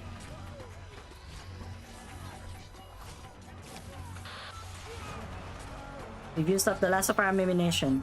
That means it'll come down to some good old CQC. Roger that, Captain. Pretty nostalgic, right? Reminds me of our academy days. Let's see how these Sarkaz like our technique. Let them try to get past us. Stone of the Sword is right ahead, but that corrosive fog. Your Royal Highness, my colleagues have secured the Gloriana. The next time our cooperation is needed, the Exemplars will hear from this trilby once more. Finally, allow me to use my Originium arts, as well as a bit of authority to light your way. A ray of green light cuts through the dense fog of decay. Deep within the storm, the stone of the sword radiates with light. Alright, the sword. After thinking things through, one really should not disobey a duke's orders. Bitch. Okay. But I also made a promise to your Royal Highness. That's quite a pickle. Alright then, catch. Silver light streaks across the battlefield, piercing through the fog. The size of kings, a blade so common that it does not attract the attention of the soldiers on either side of the battlefield. I've got it! Don't turn back now, Siege. This is the final stretch. Don't worry about me, Captain. Go with them! The storm rises from the battlefield, but the White Wolf has already leapt up. Aim, fire, a procedure she knows by heart. Take it, Siege. The long sword left her hand, cutting through the air as countless eyes followed its path. Vina never looks back, she simply continues running, carefully listening to every last sound. Swoosh! The sound of metal vibrating through the air. The sound of air being cut apart by a sharp object. She forcefully throws down the hammer in her hands. Its massive head lodges into the cliffside, creating a tiny foothold for her. She steps on it and leaps, and when she extends her hand, the size of kings has already found its way into her palm. Indra, Morgan, remember how we used to chuck Molotov cocktails down the chimneys of the nobles? Yeah, we'd stand on each other's shoulders. This time, I'll be running ahead first. The Originium beneath her feet feel like alive, unlike any wall or mountain she's ever traversed before. How much further? How much longer will it be until the dark clouds disperse and the war draws its last breath? She fled Londinium to the land beyond its walls. Then from there, she returned. How much farther must she go before she returns to her peaceful homeland and to the people she loves? Vina does not know, but at least the stone of the sword is right before her eyes. She extricates her hammer with all her might. She knows what she must do. She leaps up, hammer and sword held high in her hands, glimmering in the sunlight.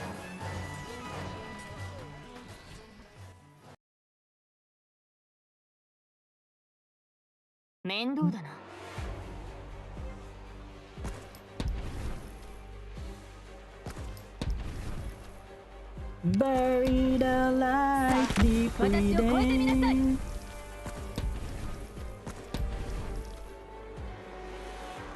The circus are coming, Siege.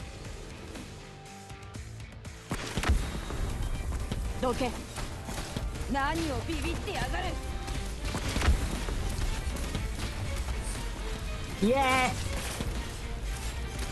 This is my auto battler, let's fucking go! Actually, how the fuck are you guys gonna hold off these motherfucking shield guys? Oh, it's this thing. Okay. Well, that's gonna... Oops. Bagpipe! All hands. We've almost reached the stone of the sword.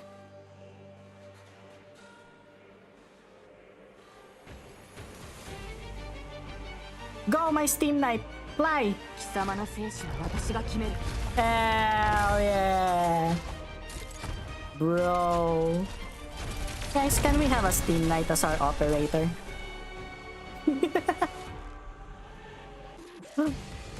Vina, don't hesitate. Right now we have a chance. The only one we'll get.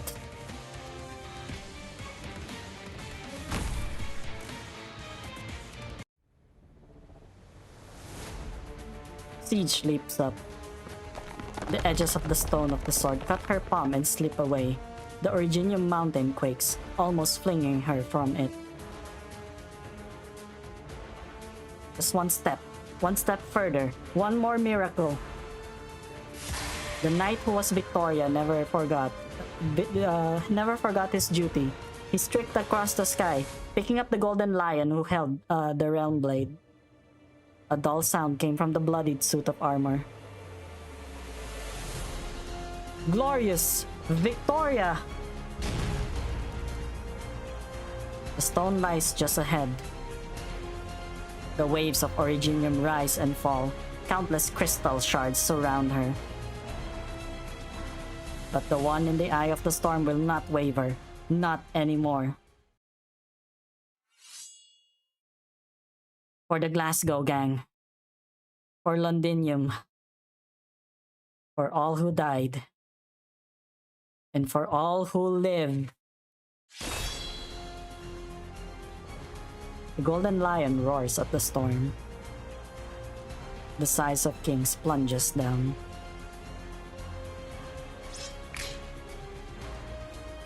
Sword and its stone become one. There is an explosion of golden light. It falls on the crystals and on her, shining towards heaven and earth. The golden radiance pierces the red demonic eye, tearing a hole in the curtain of the death above. Use your head to imagine it. Yeah, I am imagining it. The hero's sword cleaved through the catastrophe, bringing golden hope that fell upon the eyes of every Victorian on the battlefield. Londinium will yield to no storm. As long as they have the size of kings, there is no foe they cannot overcome. Victoria! Victoria! The Exemplars! The Exemplars! Vina! Vina! The cries form a great wave, lifting up the exhausted hero. Siege looks up at the size of kings. The sword in its stone looks entirely ordinary, as though it was no more than a key. He knows, more than ever, that the sword has never granted anyone power, nor has she suddenly become one of the heroes of legend.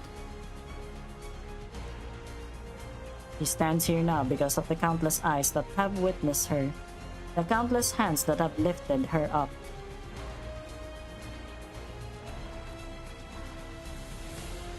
Okay.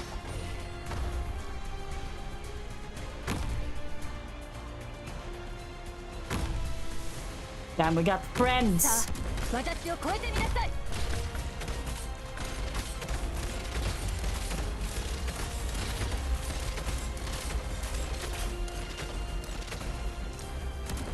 Mission accomplished.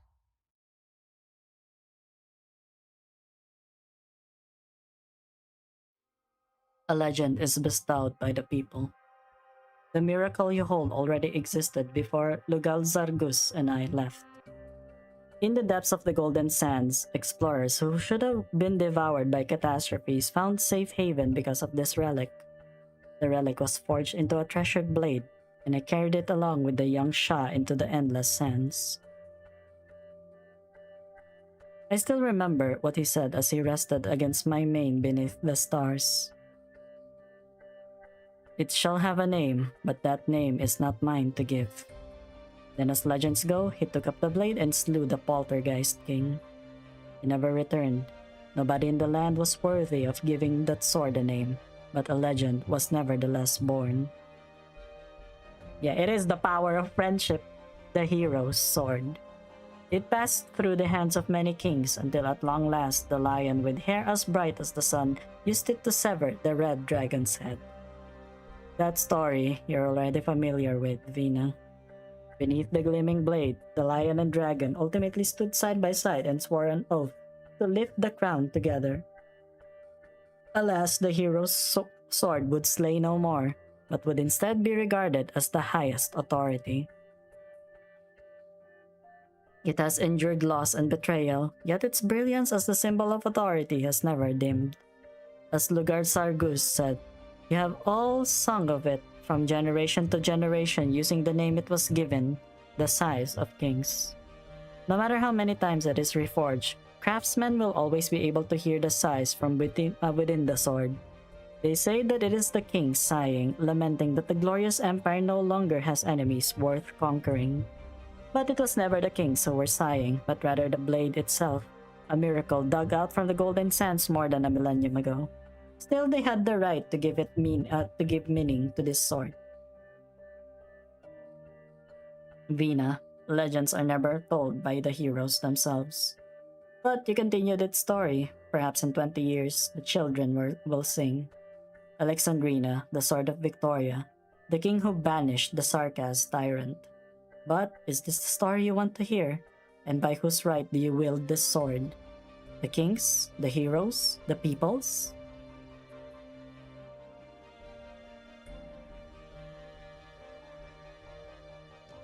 Gawain. Got you, Vina. You did it, Vina. The enemy forces encircling the Gloriana are retreating before the Duke's forces. Vina, hang in there. We'll catch up to you soon enough. The other Duke's troops have heard the news of the Duke of Castor and are now willing to work together with the Exemplars. At least, this is settled before the fighting engulfed Londinium. Waves of cheering pour through the communicator, each louder than the last. But the battlefield continues. The size of kings is sheathed within the storm of the sword. This is not the end, but merely a beginning. Steam Knight is helping us? No, I'd say he only came for the Realm Blade. Siege's gaze falls on the devastated battlefield, where the Steam Knight went on its warpath. She looks for the other shadow, but it is nowhere to be found. Oh my god, guys, it's Siege Armpit! Let's go! Oh. Siege grips her hammer tightly and stands before her companions, just like she had done so many times before. Let's continue the fight until the moment of victory actually arrives.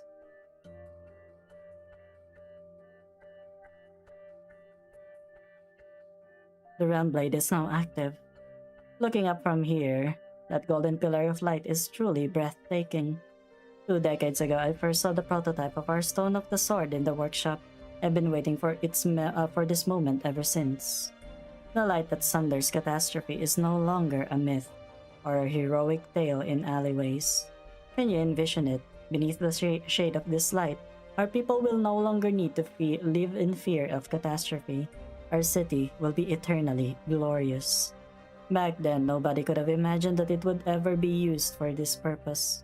That it would be used in a war started by those barbaric devils in a ravaged land outside Londinium's gates.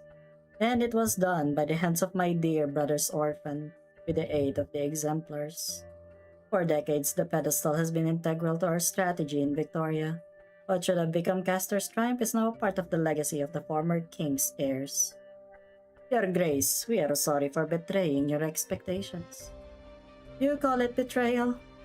No. The Gloriana was saved and Victoria was saved. What is there for me to be disappointed about? The miracle blooming on the battlefield. I can even hear my own guards whispering these words. I believe your Sir Suffolk would share the same opinion, no? The poet should be acting in accordance with military protocol and retreating with the Realm Blade. I will make sure of this. There's no rush. Whether this is a dereliction of duty or a show of loyalty, I shall decide for myself later. What's happened has happened. There's no need to worry about the Realm Blade's fate for now. At least this isn't necessarily a bad thing either. Connect to the Exemplar's internal communication channel. Use the Alliance line. Your Grace, there's a risk of being tapped. Talk less and do your job. Very well. Whose communication frequency is this? Didn't turn it on. Well done, Exemplars. Well, stuff me! Your Grace, I thought you'd at least want to meet in person. Indeed. Arrangements for that meeting have already been made. But after the Realm Blade's activation, all intel on the battlefield flowed to me once again. Opportunities on the battlefield are fleeting, and I was too preoccupied to make use of it. Siege, what you have accomplished is nothing short of a miracle. I will reevaluate the role that the Exemplars could play in this war. With all due respect, I do not recall opening our communication channels to you. As of right now, I assume your channels are open to all of Victoria's Alliance forces.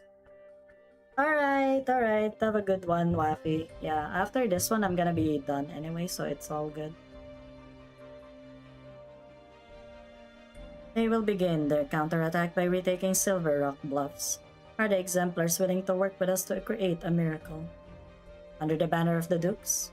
No, the exemplars cannot and will not be affiliated with any of the ducal forces. This much I can assure you. You must operate as a heroic, independent unit. Alexandrina, you will come to know what the exemplars mean to Victoria. For now, we undoubtedly stand on the same side. Take count of your troops. It's time to go.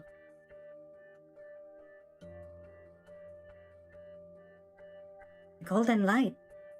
The size of kings has taken effect. Siege and the exemplars have done it. The situation on the battlefield will finally stabilize. No longer afflicted by the extreme originium-dense environment, Victoria's forces will be free to display their full potential.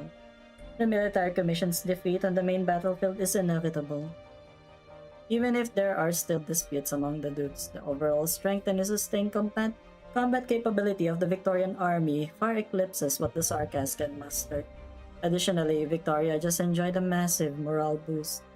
It won't be long until the scales of victory tip towards Victoria. Yes. Amaya, the Rhesus must have foreseen this when he decided to start this war and fill the trenches of a foreign land with Sarkas' lives. I know, Dr. Calcet. But the more this happens, the more I find myself thinking, what kind of future are they hoping for with so many people thrown away for nothing? Whatever that might be. Calcet looks up into the crimson sky. The storm has not completely halted. The originium dust swirling in the inverted airflow was only temporarily driven back by the size of kings, and now rages even more violently than before. Perhaps they all feel the same way, exhausted just from trying to avert the advent of disaster. We are only one step from the abyss. Return from whence you came. On the other side of the canyon, is that a crystal cluster that's growing? Logos? No matter how many tricks they have up their sleeves, they cannot conceal the blood. I have removed the Confessarius illusions. Once we go over there, we'll find the real altar. The truth is within reach. However, the shadow is also approaching. It's cold. Way too cold. You feel the temperature abruptly change again. Before you know it, you are surrounded once more by a thick swamp-like fog. So there am.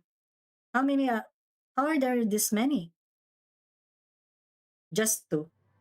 This is the Naxxer's last line of defense in front of the true altar. This is where Nessalem intends to stop us. He does not want us to get any closer. The lament of the dead fills the air above the battlefield. The Naxxer's power is almost at its very peak. I have seen the dark clouds of death hanging on the horizon. If the scorching sun no longer shines, I shall cast the light that pierces the fog here. We will. Cross over to the other side. Find Salus and destroy the blood of Tikas. May the wails of the dead find some quiescence. Logos lifts his hand and points to the other side of the canyon. The congealing mist parts once more. Perry. Brief yet powerful, Logos seems to both be describing a physical action and uttering an incantation at once. Virginium crystals surge like waves in front of you, stretching all the way to the other side of the canyon until they form a narrow but stable bridge. The next rare king will come for us, and someone has to hold him back. I will stay behind. Logos, just you? Alone? Amaya, do you still have the package I left with you before? Please give it back to me. Of course, but... Good. With this, there won't be any problems. Now, go. Death is pursuing you. You run with all your might. Maybe it's Amaya who's pulling you, Monster who's dragging you along, or Logos who's pushing you ahead with his incantation. You hardly even feel your feet touching the ground, but it is as if 1,000 bony hands are growing from the mist, trying to latch onto your ankles. But the aura of decay fails to reach you in the end. A formless barrier envelops your body, keeping the haze at bay. You know that Logos' incantation is taking effect. In this moment, the Banshee's curse feels so gentle and warm. You hear something collapsing and look in its direction. The bridge has disappeared just as quickly and cleanly as when it appeared. The thick fog once again teams forth, impatient. You search for that familiar figure, but perhaps because he is too far, or perhaps because the fog is too thick, you cannot see anything at all. Is Logos in danger? Doctor, this is the decision the elite operator Logos made. He has the right to make his own tactical judgments based on the situation at hand. He believes that it would be the most beneficial for us to head into the real altar while he faces the Naxxerers head-on. Answer me, Doctor. Do you trust him? Do you trust Elite Operator Logos? Yes. Then you should also trust that he will regroup with us when we are in need.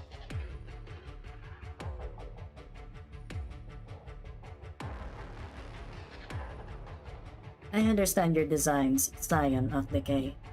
But death should not be so cacophonous. Quiet. The whistle pierces through the thick fog, the incantation spreading in ripples. Nothing needs to be spoken, nothing needs to be written. The concealed dead have nowhere to hide. The Suderon's piercing shriek forms into a longsword that shuffles through the fog. The words from the whistle quiver and the banshee's song resounds. Within the ancient bloodlines of the Sarkas, in a valley choked with originium, amidst the lamentations of countless people who fell in battle.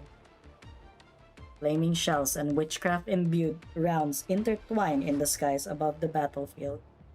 A high-speed battleship crashes into a witchcraft bastion. A small number of Victorian soldiers charge headfirst into an entire squad of Naxxerers. The song grows louder and clearer. When that song reaches its climax, the Naxxerer soldiers fall into silence and stop attacking one after another, like motionless flags. They no longer hunt. At last, death has returned to the land. They wouldn't kill off a playable character. Kinda like you know, that character. War has come to answer your song. The withered branches retreat in unison. They coil, then lie down, returning once more to their long-deceased forms. The most hideous and ancient among them still seem to be struggling unwillingly, finally twisting into a scepter. The tip of the scepter strikes the ground, and the figure emerges from the depths of the dense fog. Fanil, the master of the Elegiac court. You chose to stay behind and face me alone. The corners of his clothes flutter as the fog disperses. The Suderam's white robes are scattered across the dense white hills of withered branches. Long swords lie fallen and shattered, like grass in a forest.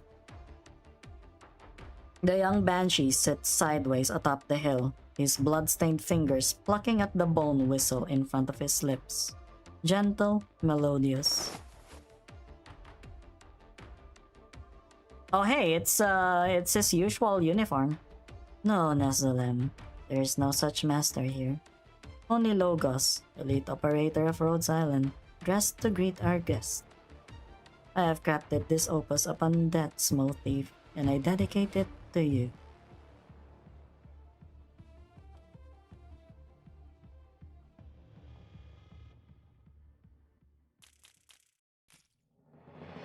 Wow. Well, yeah, that was reading and a half, I guess. That was a lot of reading, guys. Holy fuck. Can you believe it? I was just talking with a friend and I'm absolutely dying. Well, dying of laughter or what? What are you dying of? Yeah, that truly was something. Holy shit. Man, can you believe it? If they actually get the money of they get the money to make an Arknights, yeah, anime based on you know, the one with the Victoria arc or something, because I know that it's just that, right? It's just the one with whatchamacallit again?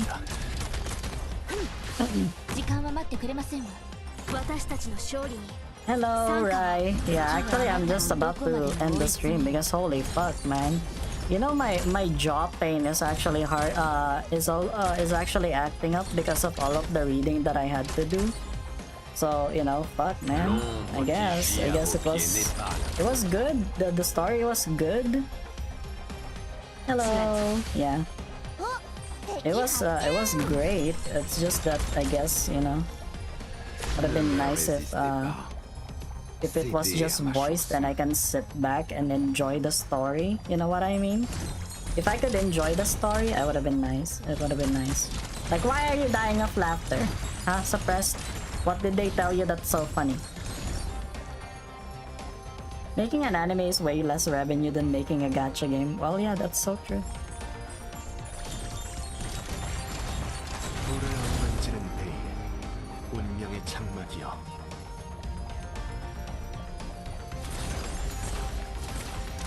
Oh my god, you're so right.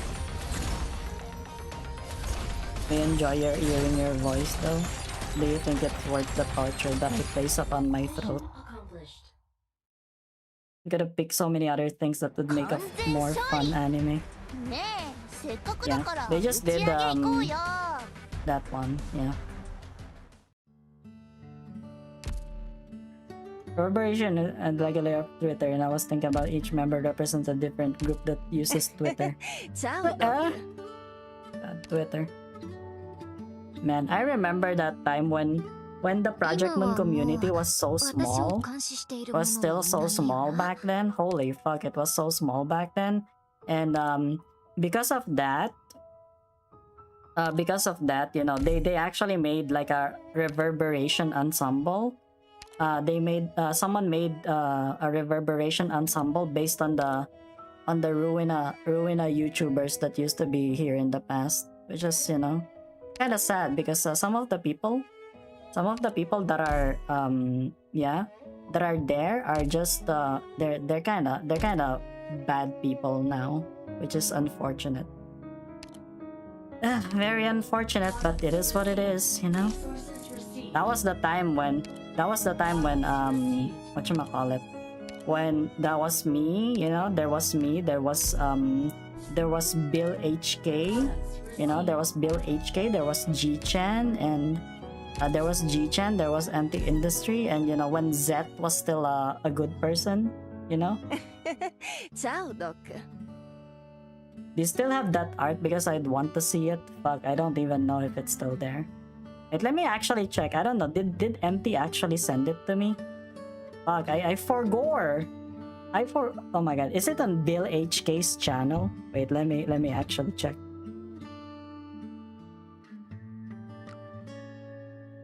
Because I'm pretty sure that it might be. Let me just check.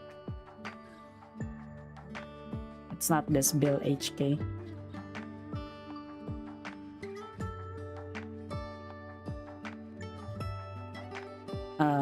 Library of Ruina.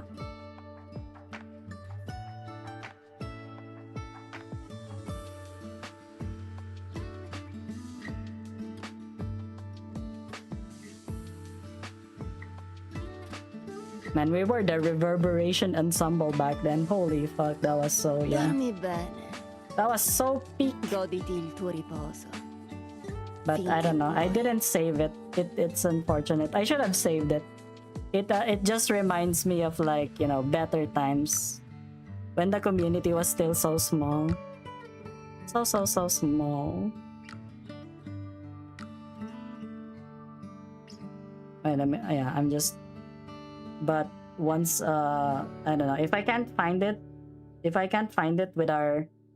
with my chat with G-Chan, I'll probably just, you know, you guys good luck, I guess, on finding that one. But it was there. It was there.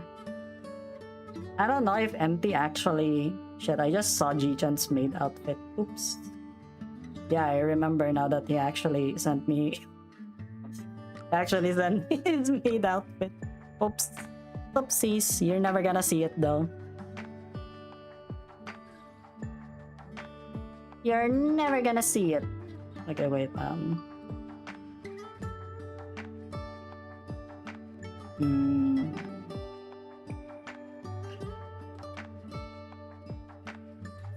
I don't even know if they sent it to me.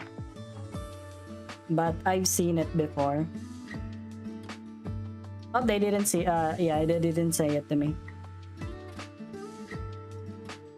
Okay, so, yeah.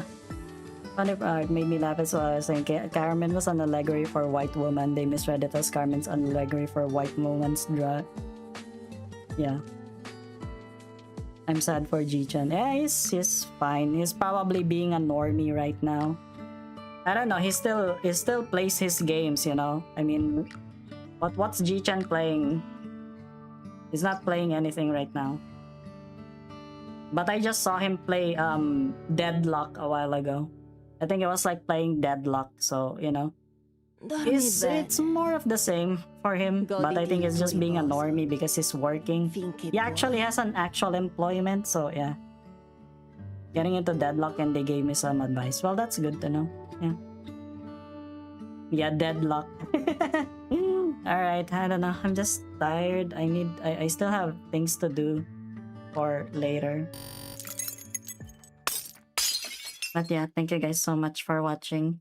I would have wanted to stay longer and chat, you know, but I need to go. I need to get going. It's like 3:34 a.m. But yeah, I'll see you guys again tomorrow. Probably it's gonna be like a Limbus Company mirror dungeon shit again. So you know, the mines, the mirror dungeon mines, it calls on to me. But yeah, I'll see you guys again.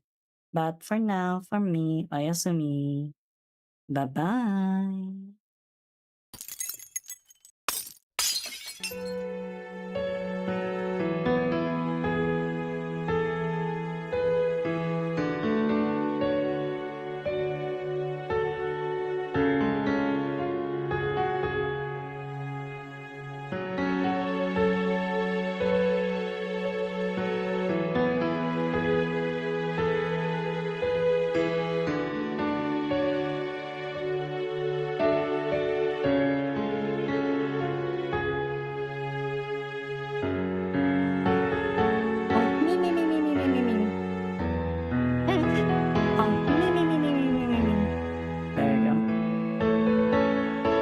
Probably won't hear it because the music is kind of loud.